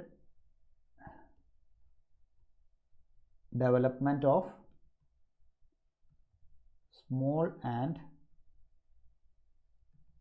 മീഡിയം ടൗൺസ് എന്ന് പറയുന്ന ഒരു സ്കീം വരുന്നത് 1979 റോളിംഗ് പ്ലാനിൻ്റെ സമയത്താണ്. അപ്പോൾ പഞ്ചവത്സര പദ്ധതിൻ്റെ ഇടയിൽ വരുന്ന ഒരു സാധനമായിട്ടാണ് ഞാൻ ഇവിടെ പറഞ്ഞത്. ഇനി പിന്നെ അറിഞ്ഞിരിക്കേണ്ടത് 8-ാം പഞ്ചവത്സര പദ്ധതിയാണ്. 8-ാം പഞ്ചവത്സര പദ്ധതി എന്ന് പറയുമ്പോൾ അതിലെ പ്രധാനപ്പെട്ട കാര്യമാണ് മെഗാ സിറ്റി പദ്ധതി. അപ്പോൾ ഞാൻ ഇപ്പോൾ പറഞ്ഞു, ഈ 8-ാം പഞ്ചവത്സര പദ്ധതി എന്ന് പറയുമ്പോൾ ഏകദേശം വർഷം എത്ര വരും, 1992 മുതൽ 97 വരെയാണ് 8-ാം പഞ്ചവത്സര പദ്ധതി. അതിൻ്റെ സമയത്താണ് മെഗാ സിറ്റി പദ്ധതി എന്ന് പറയുന്നത്. അപ്പോൾ ഇതിൻ്റെ മുന്നേ ഇമ്പോർട്ടൻ്റ് ആയിട്ട് അറിയുന്ന ഒരു സംഭവമാണ്. അതായത് ഈ 92-97 8-ാം പഞ്ചവത്സര പദ്ധതിയുടെ മുന്നേ അറിയേണ്ട പ്രധാനപ്പെട്ട ഒരു സംഭവമാണ് 1989 ഒരു 65-ാമത്തെ ഭരണഘടനാ ഭേദഗതി ബില്ല്, കോൺസ്റ്റിറ്റ്യൂഷണൽ അമെൻമെൻറ്റ് ബില്ല് ലോകസഭയിൽ ഇൻട്രൊഡ്യൂസ് ചെയ്തിട്ടുണ്ടായിരുന്നു. അതിൻ്റെ ഉദ്ദേശം എന്താണെന്ന് വെച്ച് കഴിഞ്ഞാൽ, അർബൻ ലോക്കൽ ബോഡീസ്, ഇവിടെ ഞാൻ മറ്റേ മീൻസ് പഞ്ചായത്ത് അങ്ങനത്തെ കാര്യമൊന്നും പറയുന്നില്ല, ഇവിടെ നമ്മൾ അർബൻ്റെ കാര്യം മാത്രമേ ഡിസ്കസ് ചെയ്യുന്നുള്ളൂ കേട്ടോ. അപ്പോൾ അർബൻ ലോക്കൽ ബോഡീസിന് ഒരു ഭരണഘടനാ പദവി നൽകണം. എങ്ങനെ? ഒരു 3 ടയർ ഫെഡറൽ സ്ട്രക്ചർ, ഒരു 3 ടയർ ആയിട്ടാണ് മുനിസിപ്പാലിറ്റീനെ അവർ ഈ അർബൻ ലോക്കൽ ബോഡീസിനെ അവർ ഇൻട്രൊഡ്യൂസ് ചെയ്തത് ആ ബില്ലിൽ. അങ്ങനെ 3 ടയർ ഉള്ള ഒരു അർബൻ ലോക്കൽ ബോഡിക്ക് ഒരു ഭരണഘടനാ പദവി നൽകണമെന്ന് പറഞ്ഞുകൊണ്ട് 1989 65-ാം ഭരണഘടനാ ഭേദഗതി ബില്ല് ഇൻട്രൊഡ്യൂസ് ചെയ്തു ഇവിടെ ലോകസഭയിൽ. പക്ഷേ ഇതെന്ത് ചെയ്തില്ല, നിയമമായിട്ട് നിലവിൽ വന്നില്ല. മനസ്സിലായല്ലോ? അത് അവിടെ അസാധുവായിപ്പോയി. മനസ്സിലായോ? പക്ഷേ ഇത് ഫൈനലി ഇങ്ങനെ ഒരു ആവശ്യം, ഇങ്ങനെ ഒരു ഭരണഘടനാ സ്റ്റാറ്റസ് നൽകിക്കൊണ്ടുള്ള അത് അവസാനമായിട്ട് പാസ് ചെയ്തതെന്നാണ് 1992 74-ാമത്തെ ഭരണഘടനാ ഭേദഗതി നിയമത്തിലാണ്. അത് നമ്മൾ അമെൻമെൻറ്റിൽ 74th 73rd പഠിക്കാനുണ്ട്. അപ്പോൾ അർബൻ ലോക്കൽ ബോഡീസിന് ഒരു കോൺസ്റ്റിറ്റ്യൂഷണൽ സ്റ്റാറ്റസ് കിട്ടുന്ന എപ്പോഴാണ്? 74-ാം ഭരണഘടനാ ഭേദഗതി നിയമം 1992. അങ്ങനെ ഈ ഭേദഗതിയിലൂടെ 1993 ഭരണഘടനാ പദവി ലഭിക്കുന്നത്. ഓക്കെ ആണല്ലോ? അത് കഴിഞ്ഞ് നമ്മൾ 8-ാം പദ്ധതിയിലേക്ക് പോയി. 92 വർഷം കഴിഞ്ഞു. 92 മുതൽ 97 എന്ന് പറയുന്നത് ഏതാ പ്രധാനപ്പെട്ട മെഗാ സിറ്റി സ്കീം വന്നു. മെഗാ സിറ്റി പദ്ധതി എന്ന് പറയുന്ന സാധനം വരുന്നത് ഈ ഒരു സമയത്താണ് എന്ന് ആലോചിച്ച് വയ്ക്കുക. ഇതിൽ പ്രധാനമായിട്ടും കവർ ചെയ്തിരുന്നത് 5 പ്രധാന മെഗാ സിറ്റികളായിരുന്നു. 5 പ്രധാന മെഗാ സിറ്റി. എന്താണ് മെഗാ സിറ്റി എന്നൊക്കെ നമ്മൾ ഡിസ്കസ് ചെയ്യും കേട്ടോ. അപ്പോൾ 5 മെഗാ സിറ്റികളാണ് ഈ ഒരു മെഗാ സിറ്റി പദ്ധതിയിൽ വന്നത്. അത് ഏതൊക്കെയായിരുന്നു എന്ന് വെച്ച് കഴിഞ്ഞാൽ മുംബൈ, കൽക്കട്ട, ചെന്നൈ, ബാംഗ്ലൂർ, ഹൈദരാബാദ്. മുംബൈ, കൽക്കട്ട, ചെന്നൈ, ബാംഗ്ലൂർ, ഹൈദരാബാദ് എന്നീ പറഞ്ഞ 5 മെഗാ സിറ്റികളെ ഉൾപ്പെടുത്തിക്കൊണ്ട് ഒരു മെഗാ സിറ്റി പദ്ധതി വരുന്നത് 8ാം പഞ്ചവത്സര പദ്ധതിയുടെ സമയത്താണ്. ഇനി അടുത്തത് 9ാം പഞ്ചവത്സര പദ്ധതി. ഇതിൻ്റെ സമയം ഏകദേശം ഒരു 97 മുതൽ 2002 വരെയാണ് 9ാം പഞ്ചവത്സര പദ്ധതിയുടെ സമയം എന്ന് പറയുന്നത്. ഇതിൽ പ്രധാനപ്പെട്ട ഒരു സ്കീമാണ് സ്വർണ്ണ ജയന്തി ഷഹരി റോസ്ഗാർ യോജന എന്ന് പറയുന്നത്. സ്വർണ്ണ ജയന്തി ഷഹരി റോസ്ഗാർ യോജന എന്ന് പറയുന്ന ഒരു സ്കീം, SJSRY എന്ന് പറയുന്ന സ്കീം നിലവിൽ വരുന്നത്. ഇത് വരുന്നത് 1997 വരുന്നത്. ഇതെന്താ ഉദ്ദേശിക്കുന്നതെന്ന് വെച്ച് കഴിഞ്ഞാൽ ഡീറ്റെയിൽ ആയിട്ട് പിന്നെ നമ്മൾ പറയും. ജസ്റ്റ് ഇവിടെ ഞാനൊരു ഇൻട്രൊഡക്ഷൻ മാത്രം തരാം. അതായത് നഗര ദാരിദ്ര്യ നിർമ്മാർജ്ജനവും തൊഴിലുമാണ് ഇതിൽ ഇതാക്കിയത്. അതായത് പോവേർട്ടി അലിവിയേഷൻ, മനസ്സിലായോ? Urban poverty alleviation and employment എന്ന് പറയുന്ന 2 കാര്യങ്ങളാണ്. അതായത് ദാരിദ്ര്യ നിർമ്മാർജ്ജനവും അതുപോലെ തന്നെ അർബൻ മേഖലകളിലെ തൊഴിലിനെയും പറ്റി പറയുന്നതാണ് ഈ പറയുന്ന സ്കീമിൽ. ഇത് 9ാം പഞ്ചവത്സര പദ്ധതിയുടെ സമയത്താണ് വരുന്നത്. ഇതിന് 2 സബ് യൂണിറ്റുകളുണ്ട്. അതൊക്കെ നമ്മൾ കൂടുതൽ ഡീറ്റെയിൽ ആയിട്ട് അവിടെ പറയും. ഒരു സബ് യൂണിറ്റ് എന്ന് പറയുന്നത് നഗര സ്വയം തൊഴിൽ പദ്ധതിയും മറ്റേതൊന്ന് നഗരവേതന തൊഴിൽ പരിപാടിയുമായിരുന്നു. മനസ്സിലായല്ലോ? ഒന്ന് സ്വയം തൊഴിൽ പദ്ധതി, നഗര സ്വയം തൊഴിൽ പദ്ധതിയും നഗരവേതന തൊഴിൽ പരിപാടിയും. ഇത് രണ്ടും ഇതിൻ്റെ സബ് യൂണിറ്റാണ്. നമ്മൾ ഡീറ്റെയിൽ ആയിട്ട് ഗവൺമെൻറ് പോളിസികളിൽ പഠിക്കും. ഇനി 10ാം പഞ്ചവത്സര പദ്ധതിയിലാണ് എന്ത് വരുന്നത്? അതുപോലെ തന്നെ ഒരു കാര്യം അറിഞ്ഞിരിക്കേണ്ടത് എന്താ വെച്ച് കഴിഞ്ഞാൽ ഈ സ്വർണ്ണ ജയന്തി സംഭവം ഇത് 2013 ആയപ്പോൾ ഗവൺമെൻറ് ഇതെന്ത് ചെയ്തു? നവീകരിച്ചു. അങ്ങനെ നവീകരിച്ച് വന്നത്, അതായത് ഈ സ്വർണ്ണ ജയന്തിയാണ് 2013 എന്നായിട്ട് മാറിയത് NULM എന്ന് പറയുന്നതാണ് national urban livelihood mission. National urban livelihood മിഷനെയാണ് NULM എന്ന് പറയുന്നത്. Okay, national urban livelihood mission അഥവാ ദേശീയ നഗര ഉപജീവന ദൗത്യം. നാഷണൽ അർബൻ ലൈവ്ലിഹുഡ് മിഷൻ എന്താണ് 2013 ഈ സ്വർണ്ണ ജയന്തി ഷഹരി റോസ്ഗാർ യോജനയാണ് ഇതായിട്ട് മാറുന്നത്. ആ ഒരു കാര്യം കൂടി ആലോചിച്ച് വയ്ക്കാം. എന്തെങ്കിലും ഡൗട്ട് ഉണ്ടോ?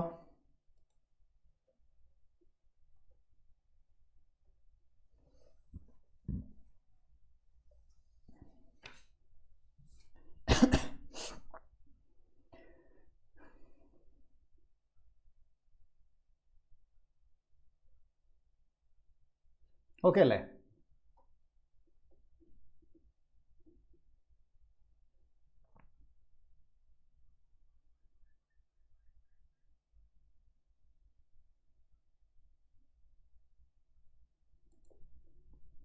ഓക്കെ, നമുക്ക് അടുത്ത് നോക്കാം. ഇനി 10ാം പഞ്ചവത്സര പദ്ധതിയാണ്. 10ാം പഞ്ചവത്സര പദ്ധതി എന്ന് പറയുമ്പോൾ 2002-2007 സമയമാണ് 10ാം പഞ്ചവത്സര പദ്ധതി. ഇവിടെ വരുന്നത് Jawaharlal Nehru national urban renewal മിഷനാണ് ഇവിടെ വരുന്നത്. Jawaharlal Nehru national urban renewal mission എന്ന് പറയുന്ന സാധനമാണ് ഇവിടെ വരുന്നത്. ഇത് വരുന്നത് 2005 ഇത് വരുന്നത് 2005 Jawaharlal Nehru national urban renewal mission എന്ന് പറയുന്നത്. ഇതെന്താ ഉദ്ദേശിക്കുന്നത്? അർബൻ ഇൻഫ്രാസ്ട്രക്ചർ അടിപൊളിയാക്കുക, അതായത് നഗരത്തിൻ്റെ അടിസ്ഥാന സൗകര്യങ്ങൾ ഇൻഫ്രാസ്ട്രക്ചർ അടിപൊളിയാക്കുക എന്ന് പറയുന്ന ഒരു ഉദ്ദേശത്തോടെയാണ് ഇത് വരുന്നത്. അതായത് പ്രധാനമായി ഇത് ആരെയാണ് എയിം ചെയ്യുന്നത് വെച്ചാൽ നഗരങ്ങളിലെ പാവപ്പെട്ടവരെ, അർബൻ പുവർ, നഗരങ്ങളിലെ പാവപ്പെട്ട ആൾക്കാരെയാണ് ഇത് ഉദ്ദേശിക്കുന്നത്. ഇതെന്താ വെച്ചാൽ അവർക്ക് വേണ്ട വീട്, അവർക്ക് വേണ്ട വാട്ടർ സപ്ലൈ, സാനിറ്റേഷൻ, അതുപോലെ ട്രാൻസ്പോർട്ട്, പബ്ലിക് ട്രാൻസ്പോർട്ട്, ഇതൊക്കെ അതുപോലെ അടിസ്ഥാന സൗകര്യങ്ങൾ മെച്ചപ്പെടുത്തുക എന്ന് പറയുന്നത്, നഗരങ്ങളിലെ അടിസ്ഥാന സൗകര്യങ്ങൾ മെച്ചപ്പെടുത്തുക എന്നുള്ളതാണ് ഈ മിഷനിൽ പറയുന്നത്. ഇത് 2005 നിലവിൽ വന്നത്. ഓക്കെ ആണല്ലോ? ഇനി അറിയേണ്ട കാര്യം, 2005 വന്ന ഈ സാധനം 2014 സ്റ്റോപ്പ് ചെയ്തു. 2014 സ്റ്റോപ്പ് ചെയ്തു. മോഡി ഗവൺമെൻറ് വന്നപ്പോൾ 2014 ഇത് സ്റ്റോപ്പ് ചെയ്തിട്ട് ഇതിൻ്റെ പുതിയ പേര് എന്ന് പറയുന്നത് അടൽ അമൃത് മിഷൻ. മനസ്സിലായല്ലോ? ഈ Jawaharlal Nehru national urban renewal മിഷൻ്റെ പുതിയ പേരാണ് അടൽ അമൃത് മിഷൻ എന്ന് പറയുന്നത്. ഓക്കെ, അത് നമ്മൾ ഡീറ്റെയിൽ ആയിട്ട് പിന്നെ പറയും. ഇനി 11ാം പഞ്ചവത്സര പദ്ധതിൻ്റെ കാര്യം പറയണം. 11ാം പഞ്ചവത്സരത്തിൽ വന്നതാണ് രാജീവ് ആവാസ് യോജന എന്ന് പറയുന്ന യോജന വന്ന് 2011 വന്നത്. രാജീവ് ആവാസ് യോജന 11ാം പഞ്ചവത്സര പദ്ധതിയുടെ സമയത്താണ്. 2007-2012 ആണ് 11ാം പഞ്ചവത്സര പദ്ധതി. രാജീവ് ആവാസ് യോജന ഇതിൻ്റെ പ്രധാന ഉദ്ദേശം എന്തായിരുന്നു എന്ന് വെച്ച് കഴിഞ്ഞാൽ സ്ലം ഫ്രീ ഇന്ത്യ, അത് ഇന്ത്യയിലെ ചേരി മുക്തമാക്കുക. അത് ചേരികൾ ഇനി ഉണ്ടാവും. ചേരി എന്ന് പറയുമ്പോൾ തന്നെ എന്താണ്, ഈ അർബനൈസേഷൻ, ഈ നഗരവൽക്കരണം ഇങ്ങനെ ഭയങ്കര സ്പീഡിൽ നടക്കുന്ന സമയത്ത് അതിൻ്റെ ഒരു എന്താ പറയുന്നത് സൈഡ് എഫക്റ്റ് അല്ലെങ്കിൽ എന്താ പറയുക, അതിൻ്റെ ഒരു ബാക്കിപത്രമായിട്ടുണ്ടാകുന്ന സാധനമാണ് ചേരി എന്ന് പറയുന്നത്. നഗരങ്ങളിലെ എല്ലാ ചേരികളും ഇതിൽ ഉൾപ്പെടുന്നുണ്ട്. മനസ്സിലായോ? അപ്പോൾ സ്ലം ഫ്രീ ഇന്ത്യ ക്രിയേറ്റ് ചെയ്യാൻ വേണ്ടിയിട്ടാണ്, അതായത് ചേരിമുക്തമായൊരു ഇന്ത്യ ക്രിയേറ്റ് ചെയ്യലാണ് രാജീവ് ആവാസ് യോജനയുടെ ഉദ്ദേശം ഉണ്ടായിരുന്നത്. ഇത് ഇന്ത്യയിലെ എല്ലാ ചേരികളും ഇതിൽ ഉൾപ്പെടുന്നുണ്ട്. മനസ്സിലായല്ലോ? പിന്നെ ചേരിനെ കുറിച്ച് പറഞ്ഞ സമയത്ത് നിങ്ങൾ അറിഞ്ഞു വയ്ക്കേണ്ട പ്രധാനപ്പെട്ട ഒരു സാധനമാണ്, ഞാൻ പറഞ്ഞു 2011 അത് വന്നതെന്ന് ഞാൻ പറഞ്ഞു.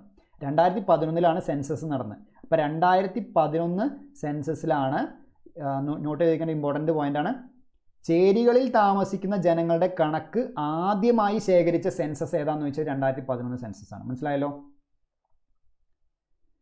ചേരികളിൽ ജീവിക്കുന്ന ആളുകളുടെ കണക്കെടുത്ത ആദ്യത്തെ സെൻസസ് എന്ന് പറയുന്നത് 2011 സെൻസസ് ആണ്. അത് പ്രകാരമാണ് ഈ രാജീവ് ആവാസ് യോജനയും കാര്യങ്ങളൊക്കെ വരുന്നത്. ഓക്കെ, അപ്പോൾ ചേരികളെക്കുറിച്ച് പറയുമ്പോൾ എന്താണ്, വേഗത്തിൽ നമ്മുടെ നഗരവൽക്കരണം ഭയങ്കര വേഗത്തിൽ നടന്നുകൊണ്ടിരിക്കുന്നത് കൊണ്ട് തന്നെ ഇന്ത്യയിൽ ചേരികൾ ഒരു സാധാരണ സ്ഥലമായി മാറിക്കൊണ്ടിരിക്കുകയാണ്. അതായത് ഇതിൻ്റെ ഒരു ആഫ്റ്റർ എഫക്റ്റ് ആയിട്ടാണ് ഈ സ്ലമ്മുകൾ ഇങ്ങനെ കൂടിക്കൂടി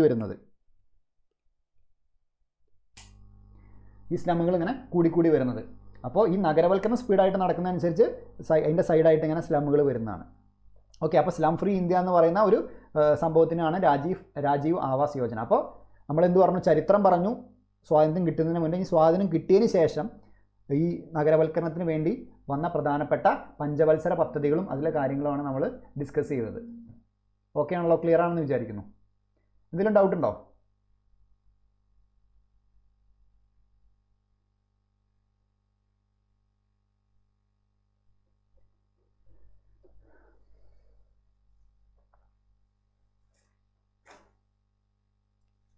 ഓക്കെ അല്ലേ?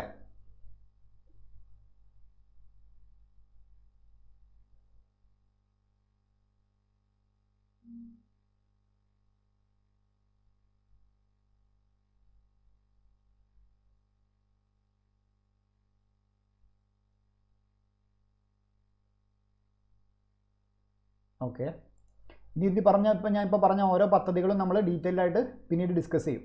നമുക്ക് അറിഞ്ഞിരിക്കേണ്ട കാര്യങ്ങളുണ്ടോ? സംഭവം ഇത്ര അറിഞ്ഞാൽ മതി. ഇതിൻ്റെയൊക്കെ ഒരു എന്താ പറയുക, ജസ്റ്റ് രണ്ട് കൺസെപ്റ്റുകൾ പഠിക്കുക. എല്ലാം ഡീറ്റെയിൽ ആയിട്ട് നമുക്ക് ആവശ്യമില്ല. എക്സാം എന്താണോ ഡിമാൻഡ് ചെയ്യുന്നത് മാത്രം പഠിക്കുക. ഇനി അടുത്ത് നമുക്ക് നോക്കാം. ഇപ്പോൾ ഇത്രയും കാര്യങ്ങൾ പറഞ്ഞു. ഇനി ഇതിൻ്റെ അർബനൈസേഷൻ്റെ ഒരു ട്രെൻഡ് എങ്ങനെയാണെന്ന് നമുക്ക് നോക്കാം.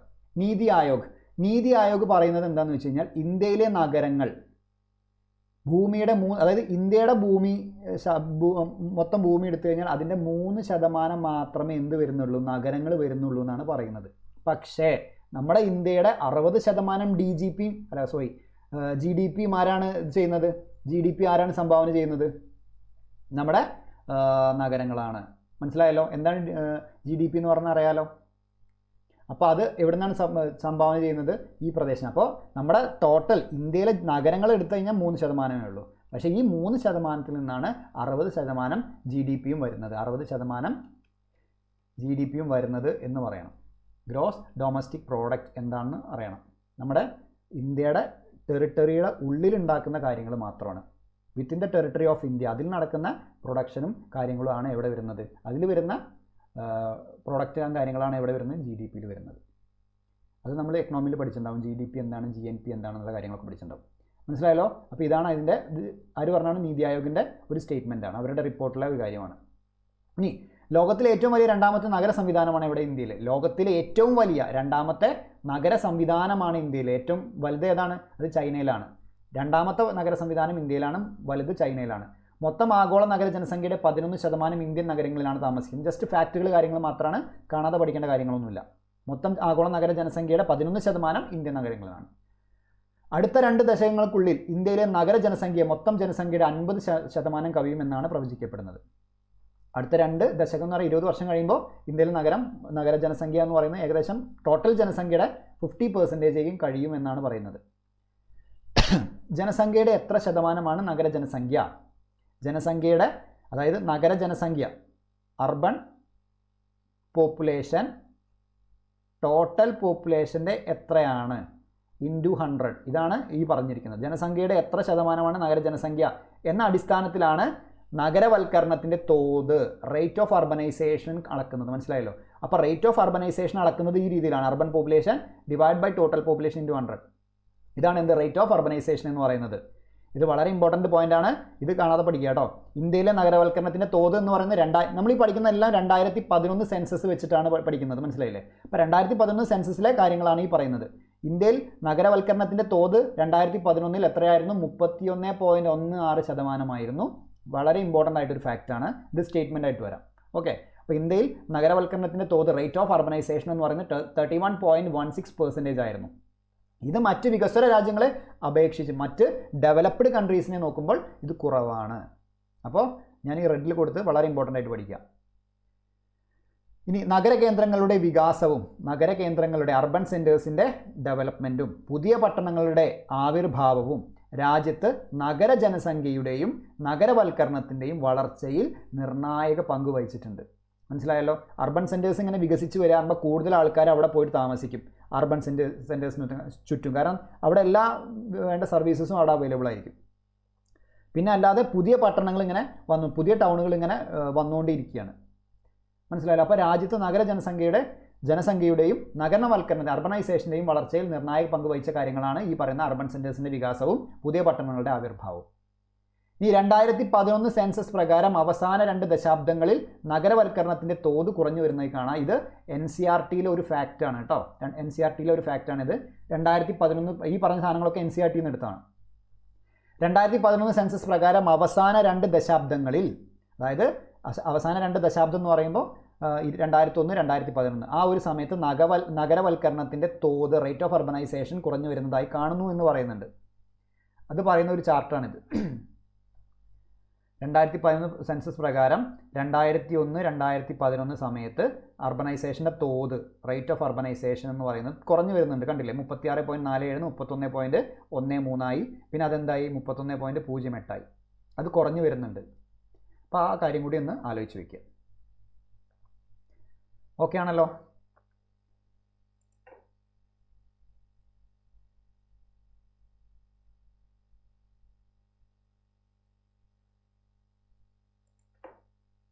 ഇനി നഗരവൽക്കരണ പ്രവണതകൾ എന്തൊക്കെയാണ്? ട്രെൻഡ്സ് എന്തൊക്കെയാണ്? നമ്മുടെ അർബനൈസേഷൻ്റെ ട്രെൻഡുകൾ എന്താണെന്ന് നമുക്ക് നോക്കാം. 1951 ഇന്ത്യയിലെ അതായത് നമുക്ക് സ്വാതന്ത്ര്യം കിട്ടി, റിപ്പബ്ലിക്കൊക്കെ കഴിഞ്ഞ് നെക്സ്റ്റ് വർഷം 1951 എന്താ സംഭവം? ഇന്ത്യയിലെ നഗര ജനസംഖ്യ എത്രയേ ഉള്ളൂ? വെറും 0.37. അതായത് ടോട്ടൽ ജനസംഖ്യയുടെ 0.37% മാത്രമേ അർബൻ പോപ്പുലേഷൻ ഉണ്ടായിരുന്നുള്ളൂ 1951. 2001 ആയപ്പോഴേക്കും ഇത് എത്രയായിട്ട് കൂടി? 27.81% വളർന്നു. 2011 ആയപ്പോൾ 31.16%. മനസ്സിലായോ?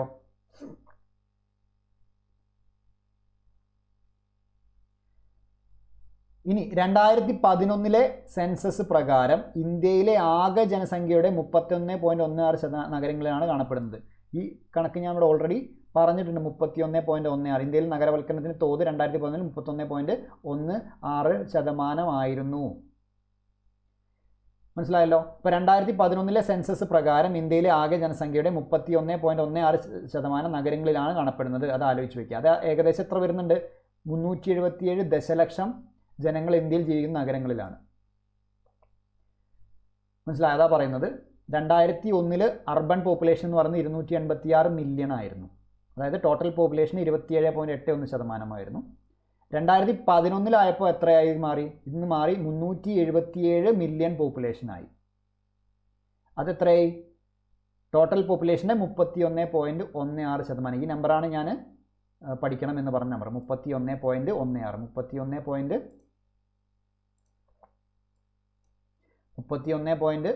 ഓക്കെ.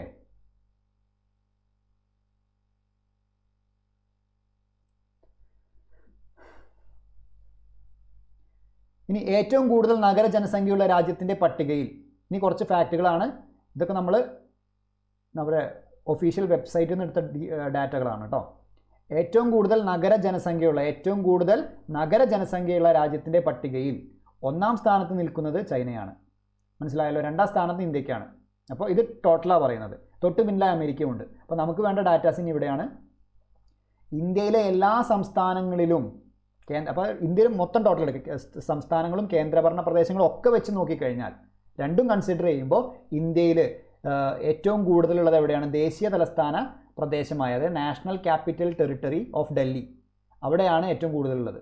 മനസ്സിലായത് എത്രയാണ്? 97.5% അവിടെ. അതായത് ഡൽഹിയിലെ പോപ്പുലേഷന് 97.5% എവിടെയാണ്? എന്താണ്? അർബൻ പോപ്പുലേഷനാണ്. ഇനി അടുത്തത് ചണ്ഡീഗഡ്, കേന്ദ്രഭരണ പ്രദേശമായ ചണ്ഡീഗഡ് നോക്കിക്കഴിഞ്ഞാൽ ചണ്ഡീഗഡിലെ ടോട്ടൽ പോപ്പുലേഷൻ്റെ 97.25% എന്താണ്? നഗരവാസികളാണ്. മനസ്സിലായല്ലോ. അപ്പോൾ നമ്മൾ ഇന്ത്യ മൊത്തം വെച്ച് നോക്കുമ്പോൾ അവിടെ അതിൽ സ്റ്റേറ്റ് ഉൾപ്പെടുന്നുണ്ട്, കേന്ദ്രഭരണ പ്രദേശങ്ങൾ ഉൾപ്പെടുന്നുണ്ട്. അതൊക്കെ വെച്ച് നോക്കിക്കഴിഞ്ഞാൽ ഡൽഹി, ദേശീയ തലസ്ഥാന പ്രദേശമായ ഡൽഹിയിലും കേന്ദ്രഭരണ പ്രദേശമായ ചണ്ഡീഗഡിലുമാണ് ഏറ്റവും കൂടുതൽ നഗരവൽക്കരിക്കപ്പെട്ടിരിക്കുന്നത്. അതായത് ഏറ്റവും കൂടുതൽ നഗരവാസികളുമായി ഏറ്റവും അധികം നഗരവൽക്കരിക്കപ്പെട്ടിരിക്കുന്ന 2 സ്ഥലങ്ങളാണ് ഇന്ത്യയിൽ, ഡൽഹിയും ചണ്ഡീഗഡും. National capital territory of Delhi and Chandigarh. ഇനി ഇതിന് തൊട്ടു പിന്നിലായിട്ടാണ് ദാമൻ ആൻഡ് ദിയു. എത്രയാണ്? 75.2% ആണ്. 75.2% അവിടുത്തെ. അതുപോലെ പുതുച്ചേരി 68.3% പ്രദേശങ്ങൾ. ഇന്ത്യയിലെ ടോട്ടൽ വെച്ച് നോക്കുമ്പോഴുള്ള ഒരു കണക്കാണ് ഈ പറയുന്നത്. ഇനി സംസ്ഥാനങ്ങളുടെ കാര്യം മാത്രം എടുക്കുകയാണെങ്കിൽ, യൂണിയൻ ടെറിട്ടറീസിൻ്റെ കാര്യം നോക്കാണ്ട് സംസ്ഥാനങ്ങളുടെ കാര്യം മാത്രം നോക്കിക്കഴിഞ്ഞാൽ ഏറ്റവും കൂടുതൽ നഗരവൽക്കരിക്കപ്പെട്ട സംസ്ഥാനം ഏതാണ്? ഗോവയാണ്. ഗോവ. അവിടെ എത്രയാണ്? 62.2% നഗരവാസികളാണ് ഗോവയിലുള്ളത്. 2001 എത്രയായിരുന്നു? 49.8% ഗോവയിലെ നഗരജനസംഖ്യ. ഇത് ഭയങ്കരമായിട്ട് വർദ്ധിച്ചിട്ടാണ് 2011 ആയപ്പോഴേക്കും എന്തായത്? 62.2% ആയിട്ടുള്ളത്. അപ്പോൾ ഇവിടെ എന്താണ്? ഒരു ദ്രുതഗതിയിലുള്ള ഒരു വളർച്ചയാണ് അവിടെ വന്നിട്ടുള്ളത്. അപ്പോൾ ഇതുപോലെ ഗതിയിലുള്ള നഗരവൽക്കരണത്തിൻ്റെ മറ്റൊരു പ്രധാന ഈ ഒരു കണ്ടീഷനിലുള്ള നഗരവൽക്കരണത്തിന് മറ്റൊരു പ്രധാന ഉദാഹരണം കേരളത്തിലാണ് സംഭവിച്ചത്. വളരെ ഇമ്പോർട്ടൻ്റ് ആണ് കേരളത്തിൻ്റെ കാര്യം. കേരളത്തിലെ നഗരജനസംഖ്യ ഇപ്പോൾ എത്രയാണ്? 47. അതായത് 2011 സെൻസസ് പ്രകാരം കേരളത്തിലെ നഗരജനസംഖ്യ എത്രയാണ്? 47.7%. വളരെ ഇമ്പോർട്ടൻ്റ് ആണ്. മനസ്സിലായോ? വളരെ വളരെ ഇമ്പോർട്ടൻ്റ് ആണ്. കേരളത്തിലെ നഗരജനസംഖ്യ ഇപ്പോൾ എത്രയാണ്? 47.7%. ഒരു ദശകം മുന്നേ എന്ന് പറഞ്ഞാൽ 2001 എത്രയായിരുന്നു? 25.9% മാത്രമായിരുന്നു കേരളത്തിലെ നഗരജനസംഖ്യ. 2011 47.7% വളർന്നു. അതും ഒരു വേഗത്തിലുള്ള വളർച്ചയാണ് കാണിക്കുന്നത്. ഇനി വടക്ക് കിഴക്കൻ സംസ്ഥാനങ്ങളുടെ കാര്യമാണെങ്കിൽ, നോർത്ത് ഈസ്റ്റേൺ സ്റ്റേറ്റിൻ്റെ കാര്യം എടുക്കുകയാണെങ്കിൽ മുന്നിൽ നിൽക്കുന്നത് മിസോറമാണ്. മിസോറാം 51.5% മിസോറാമിലെ നഗരജനസംഖ്യ. അതുപോലെ 2001 11% നഗരജനസംഖ്യ ഉണ്ടായിരുന്ന സിക്കിമിൽ 2011 അത് എത്രയായിട്ടുണ്ട്? 25% മനസ്സിലായല്ലോ. അതുപോലെ പ്രധാന സംസ്ഥാനങ്ങൾ കാരണം പ്രധാന സംസ്ഥാനം കൊണ്ട് ഉദ്ദേശിക്കുന്നത് അപ്പോൾ അത് കുറച്ച് സർവീസിനും കുറച്ച് ഇൻഡസ്ട്രിയൊക്കെ ഉള്ള പ്രധാനപ്പെട്ട കുറച്ച് സ്ഥലങ്ങളാണ് പറയുന്നത്. തമിഴ്നാട്, അതുപോലെ കേരളം, മഹാരാഷ്ട്ര. ഇങ്ങനെ പ്രധാനപ്പെട്ട സംസ്ഥാനങ്ങൾ എടുക്കുകയാണെങ്കിൽ ടോട്ടൽ സംസ്ഥാനങ്ങളല്ല കൺസിഡർ ചെയ്യുന്നത്, പ്രധാനപ്പെട്ട സംസ്ഥാനങ്ങൾ മാത്രം കൺസിഡർ ചെയ്യുമ്പോൾ 48.4% നഗരജനസംഖ്യയുള്ള തമിഴ്നാട് ഏറ്റവും കൂടുതൽ നഗരവൽക്കരിക്കപ്പെട്ട സംസ്ഥാനമായി തുടരുന്നു. തൊട്ടു പിന്നിലായി കേരളം എത്രയുണ്ട്? 47.7%. നമ്മൾ ഓൾറെഡി ഇവിടെ പറഞ്ഞു 47.7% ആണ്. മഹാരാഷ്ട്രയിൽ എത്രയുള്ളത്? 45.2% ആണ്. ഓക്കെ ആണല്ലോ. ഇനി നഗരജനസംഖ്യയുടെ അനുപാതം ഹിമാചൽ പ്രദേശിൽ ഏറ്റവും താഴ്ന്ന നിലയിൽ തന്നെ തുടരുകയാണ്. 10% ഉള്ളൂ ഹിമാചൽ പ്രദേശിൽ. ഇനി ദശലക്ഷം എന്ന് പറയുമ്പോൾ 10 ലക്ഷത്തിലധികം ജനസംഖ്യയുള്ള മെട്രോപൊളിറ്റൻ നഗരങ്ങൾ. അപ്പോൾ എന്താ മെട്രോപൊളിറ്റൻ നഗരങ്ങൾ എന്താണെന്ന് നമ്മൾ കുറച്ച് കഴിഞ്ഞാൽ പറയും.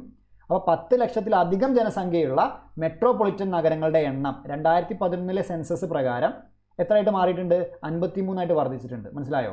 ഇപ്പോൾ 2001 സെൻസസിൽ 35 ആയിരുന്നു. 10 ലക്ഷത്തിൽ കൂടുതൽ ജനസംഖ്യയുള്ള മെട്രോപൊളിറ്റൻ നഗരങ്ങളുടെ എണ്ണം 2001 35 ആയിരുന്നെങ്കിൽ 2011 എന്തായിട്ട് മാറിയിട്ടുണ്ട്? 53 വർദ്ധിച്ചിട്ടുണ്ട്. അത്തരം മെട്രോപൊളിറ്റൻ നഗരങ്ങൾ, അതായത് 10 ലക്ഷത്തിലധികം ജനസംഖ്യയുള്ള മെട്രോപൊളിറ്റൻ നഗരങ്ങളുടെ ഉദാഹരണങ്ങളാണ് ഈ പറഞ്ഞ ഗ്രേറ്റർ മുംബൈ, ഡൽഹി, കൊൽക്കത്ത, ബാംഗ്ലൂർ, ഹൈദരാബാദ്. അതിൽ ഞാൻ നോട്ട് ചെയ്തിട്ടുണ്ടെങ്കിയാണ് കൊച്ചിയുണ്ട്, കോഴിക്കോടുണ്ട്, തൃശ്ശൂരുണ്ട്, മലപ്പുറമുണ്ട്, തിരുവനന്തപുരമുണ്ട്. ഇതൊക്കെ എന്താണ്? 10 ലക്ഷം. കണ്ണൂരുണ്ട്, കൊല്ലമുണ്ട്. മനസ്സിലായോ? അപ്പോൾ 10 ലക്ഷത്തിലധികം ജനസംഖ്യയുള്ള മെട്രോപൊളിറ്റൻ നഗരങ്ങളാണ് ഈ പറഞ്ഞതൊക്കെ. മനസ്സിലായോ? മെട്രോപൊളിറ്റൻ നഗരങ്ങളാണ്. പക്ഷേ അതിൽ ഒരു കണ്ടീഷൻ കൂടി വന്നെന്താണ്? 10 ലക്ഷത്തിലധികം ജനസംഖ്യയുള്ള മെട്രോപൊളിറ്റൻ നഗരങ്ങളാണ് ഈ പറഞ്ഞിരിക്കുന്നത്. ഓക്കെ, ഇത് എല്ലാം പറഞ്ഞിട്ടില്ല. ടോട്ടൽ 53 ഉണ്ട്. അതിൽ കുറച്ച് പേര് മാത്രമേ ഞാൻ പറഞ്ഞിട്ടുള്ളൂ. കേരളത്തിലുള്ളത് ഈ പറഞ്ഞ കൊച്ചി, കോഴിക്കോട്, തൃശ്ശൂർ, മലപ്പുറം, തിരുവനന്തപുരം, കണ്ണൂർ, കൊല്ലം ഇവയാണ്. ഓക്കെ അല്ലേ?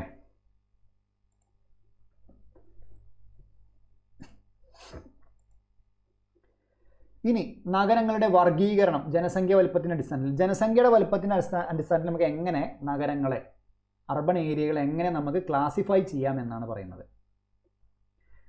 ആദ്യം പറയുന്നത് ഇന്ത്യൻ സെൻസസ് പ്രകാരം തന്നെ നഗരകേന്ദ്രങ്ങളെ 6 വിഭാഗങ്ങളായിട്ടാണ് തിരിച്ചിരുന്നത്. 6 കാറ്റഗറീസ് ആയിട്ടാണ് തരംതിരിച്ചിട്ടുള്ളത്. അതിൽ ആദ്യം പറയേണ്ടത് ക്ലാസ് 1 പട്ടണം അല്ലെങ്കിൽ നഗരമാണ് ആദ്യം പറയുന്നത്. ഇവിടെ എന്താ പറയുന്നത്? 1 ലക്ഷത്തിലധികം ജനസംഖ്യയുള്ള നഗരകേന്ദ്രമാണ്. അതായത് 1 ലക്ഷത്തിലധികം ജനസംഖ്യയുള്ള നഗരകേന്ദ്രങ്ങളെ നമ്മൾ എന്ത് വിളിക്കുന്നു? ക്ലാസ് 1 പട്ടണം അഥവാ നഗരം എന്ന് വിളിക്കുന്നു.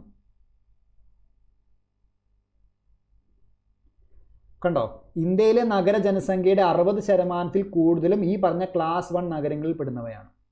ഇന്ത്യയിലെ നഗര ജനസംഖ്യയുടെ 60% കൂടുതലും ഈ പറഞ്ഞ ക്ലാസ് 1 നഗരങ്ങളിലാണ് പെടുന്നവയാണെന്ന് മനസ്സിലാക്കുക. അപ്പോൾ ഏറ്റവും കൂടുതൽ 60% നഗര ജനസംഖ്യ എവിടെയാണ്? ക്ലാസ് 1 ടൗൺ അല്ലെങ്കിൽ സിറ്റിയിലാണ് ഉള്ളത്. അപ്പോൾ എന്താണ് ക്ലാസ് 1 ടൗൺ സിറ്റി എന്ന് പറഞ്ഞാൽ? 1 ലക്ഷത്തിലധികം ജനസംഖ്യയുള്ള നഗരകേന്ദ്രങ്ങളെയാണ് ക്ലാസ് 1 പട്ടണങ്ങൾ അല്ലെങ്കിൽ നഗരങ്ങൾ എന്ന് പറയുന്നത്. ഇനി എന്താണ് മെട്രോപൊളിറ്റൻ നഗരം? ഞാൻ പറഞ്ഞു നേരത്തെ 10 ലക്ഷത്തിൽ കൂടുതൽ ജനസംഖ്യയുള്ള മെട്രോപൊളിറ്റൻ നഗരങ്ങളെ പേരാണ് ഞാൻ നേരത്തെ പറഞ്ഞത്. അതിലാണ് നമ്മൾ കേരളത്തിൽ കുറേ സ്ഥലങ്ങൾ പറഞ്ഞു. അപ്പോൾ എന്താണ് മെട്രോപൊളിറ്റൻ നഗരം എന്ന് പറഞ്ഞാൽ? 1 മുതൽ 5 ലക്ഷം വരെ, 1 മുതൽ 5 ദശലക്ഷം, അതായത് 50 ലക്ഷം, 1 മുതൽ 50 ലക്ഷം വരെ ജനസംഖ്യയുള്ള നഗരങ്ങളാണ് എന്ത് പറയുന്നത്? 1 മുതൽ 1 ലക്ഷം മുതൽ 1 മുതൽ എന്ന് പറഞ്ഞാൽ 1 ലക്ഷം മുതലാട്ടോ. 1 ലക്ഷം മുതൽ 50 ലക്ഷം വരെ ജനസംഖ്യയുള്ള നഗരങ്ങളെയാണ് മെട്രോപൊളിറ്റൻ നഗരങ്ങൾ എന്ന് പറയുന്നത്. 1 lakh to 50 lakh. ഇനി 5 ദശലക്ഷത്തിലധികം 50 ലാഖിന് മുകളിലുള്ളത്, 50 ലാഖിന് മുകളിലുള്ളതാണ് എന്ത്?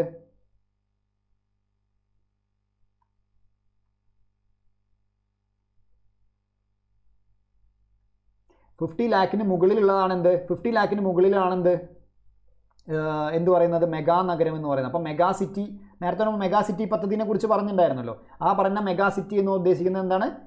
50 ലക്ഷം, 5 ദശലക്ഷം അഥവാ 50 ലക്ഷത്തിലധികം ജനസംഖ്യയുള്ള നഗരങ്ങളാണ്. മനസ്സിലായല്ലോ? ഡൗട്ടൊന്നുമില്ലല്ലോ?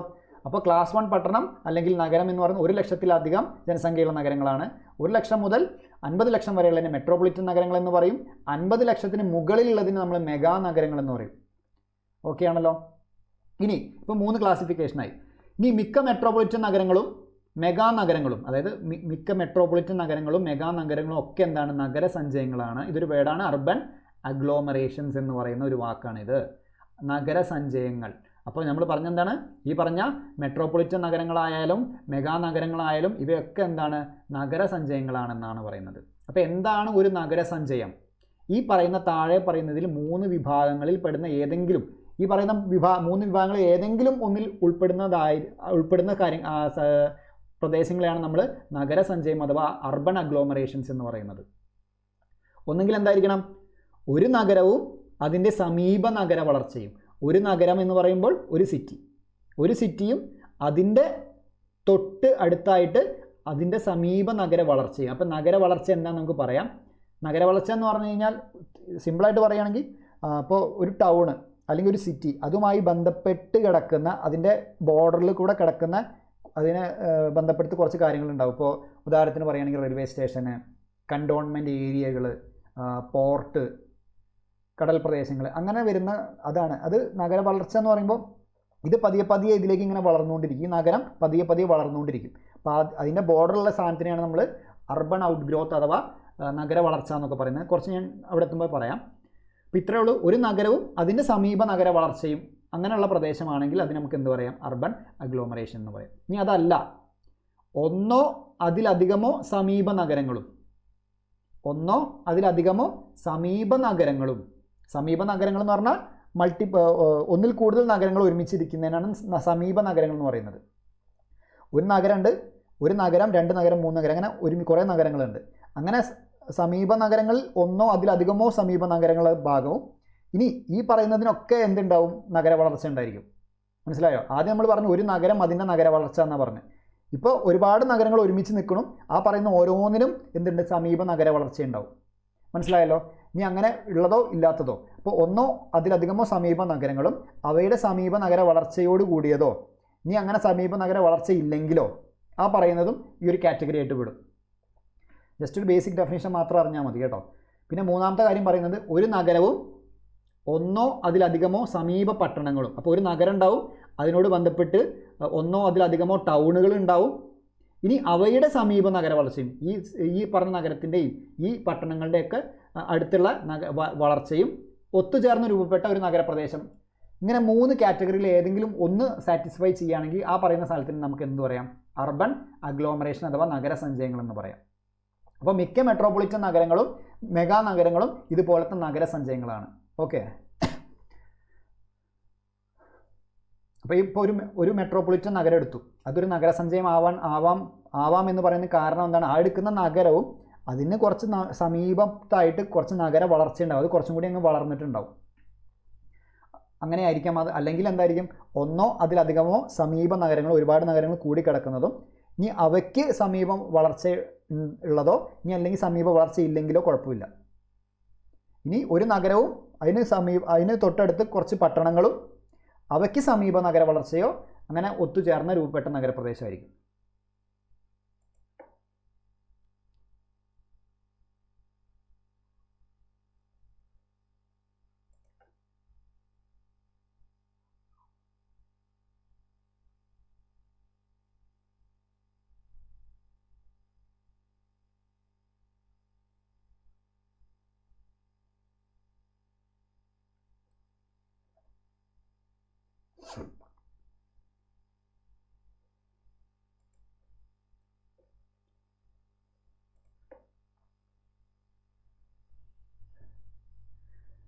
ഓക്കെ.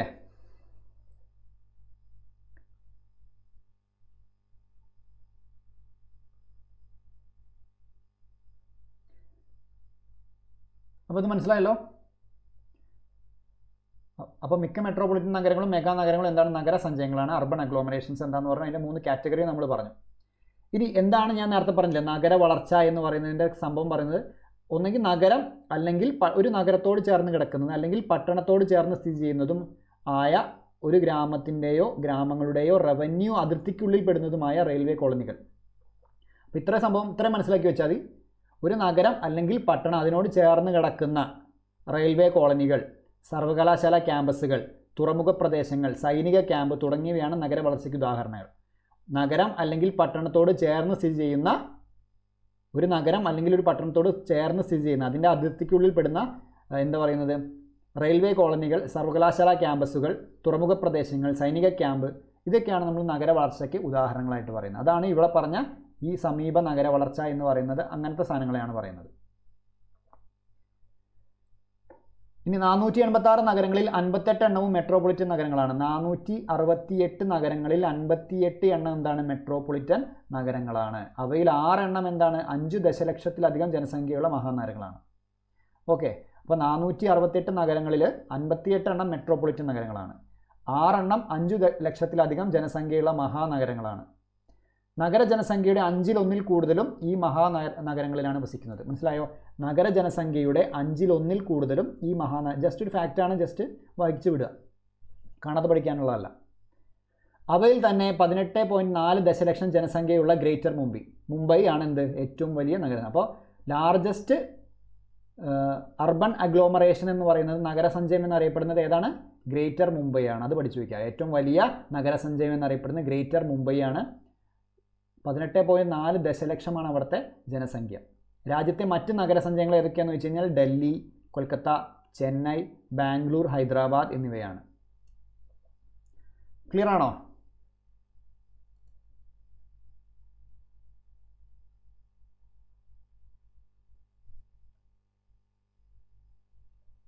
10 ലക്ഷമാണോന്നല്ലേ?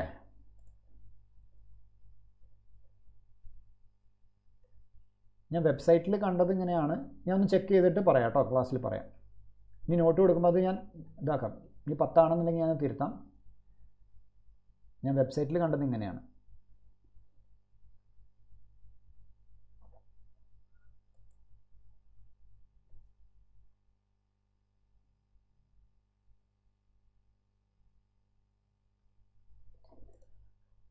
ഡൗട്ടൊന്നുമില്ലല്ലോ? ക്ലിയർ ആയോ?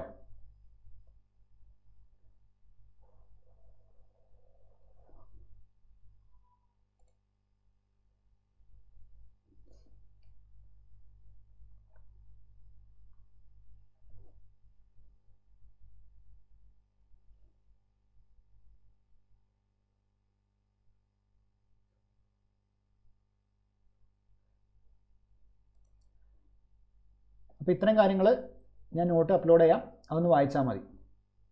മനസ്സിലായില്ലേ? ഒരുപാട് കാണാതെ പഠിച്ച് സമയം കളയേണ്ട സാധനങ്ങളല്ല, നമ്മൾ വായിക്കുക. ഒരു 2-3 വായനയിലൂടെ നമുക്കിത് എന്തൊരു ഓട്ടോമാറ്റിക്കലി നമ്മളെ മനസ്സിൽ വരും. പിന്നെ റെഡായിട്ട് മാർക്ക് ചെയ്ത കാര്യങ്ങൾ മാത്രം കൂടുതൽ സ്ട്രെസ് ചെയ്ത് പഠിക്കുക. അത് ഫാക്റ്റായിട്ട് സ്റ്റേറ്റ്മെൻറ്റായിട്ട് വരാൻ ചാൻസ് ഉള്ള കാര്യങ്ങളാണ്. അപ്പോൾ ഇന്നത്തെ ക്ലാസ് നമുക്ക് വൈൻഡപ്പ് ചെയ്യാം. ബാക്കി നമുക്ക് അടുത്ത ക്ലാസ്സിൽ നോക്കാം. അപ്പോൾ ആർക്കും ഡൗട്ടൊന്നുമില്ലല്ലോ?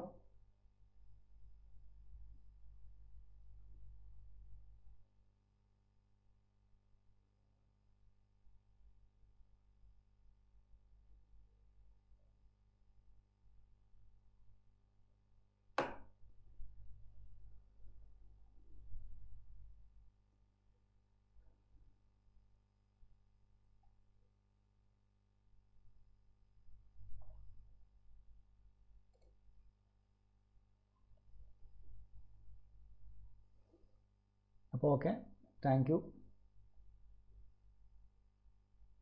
ഇപ്പോൾ നോട്ട് ഞാൻ ഇപ്പോൾ തന്നെ അപ്ലോഡ് ചെയ്യാം, അതൊന്ന് വായിച്ചാൽ മതി.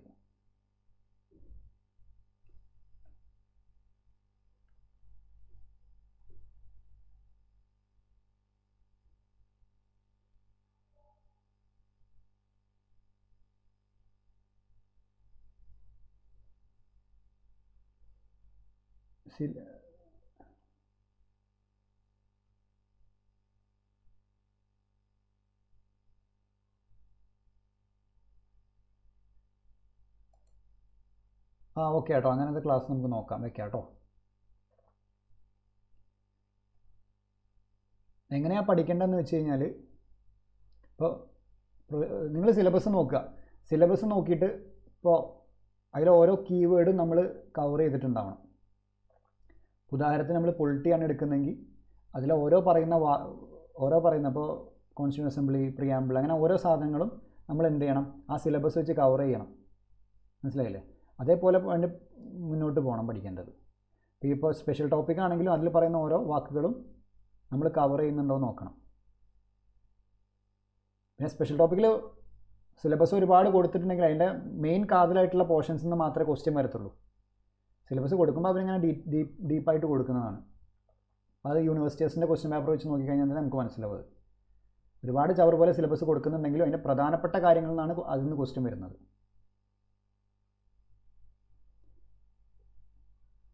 നമുക്ക് എങ്ങനെയാണ് പഠിക്കേണ്ടതെന്നുള്ള കാര്യത്തിൽ കൂടുതൽ ഡിസ്കസ് ചെയ്യാനുള്ള ഒരു ക്ലാസ് നമുക്ക് അറേഞ്ച് ചെയ്യാം കേട്ടോ.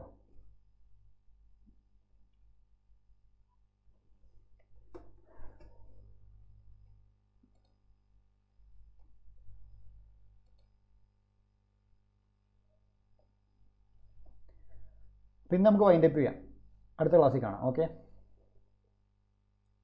എല്ലാവരും നന്നായിട്ട് പഠിക്കുക.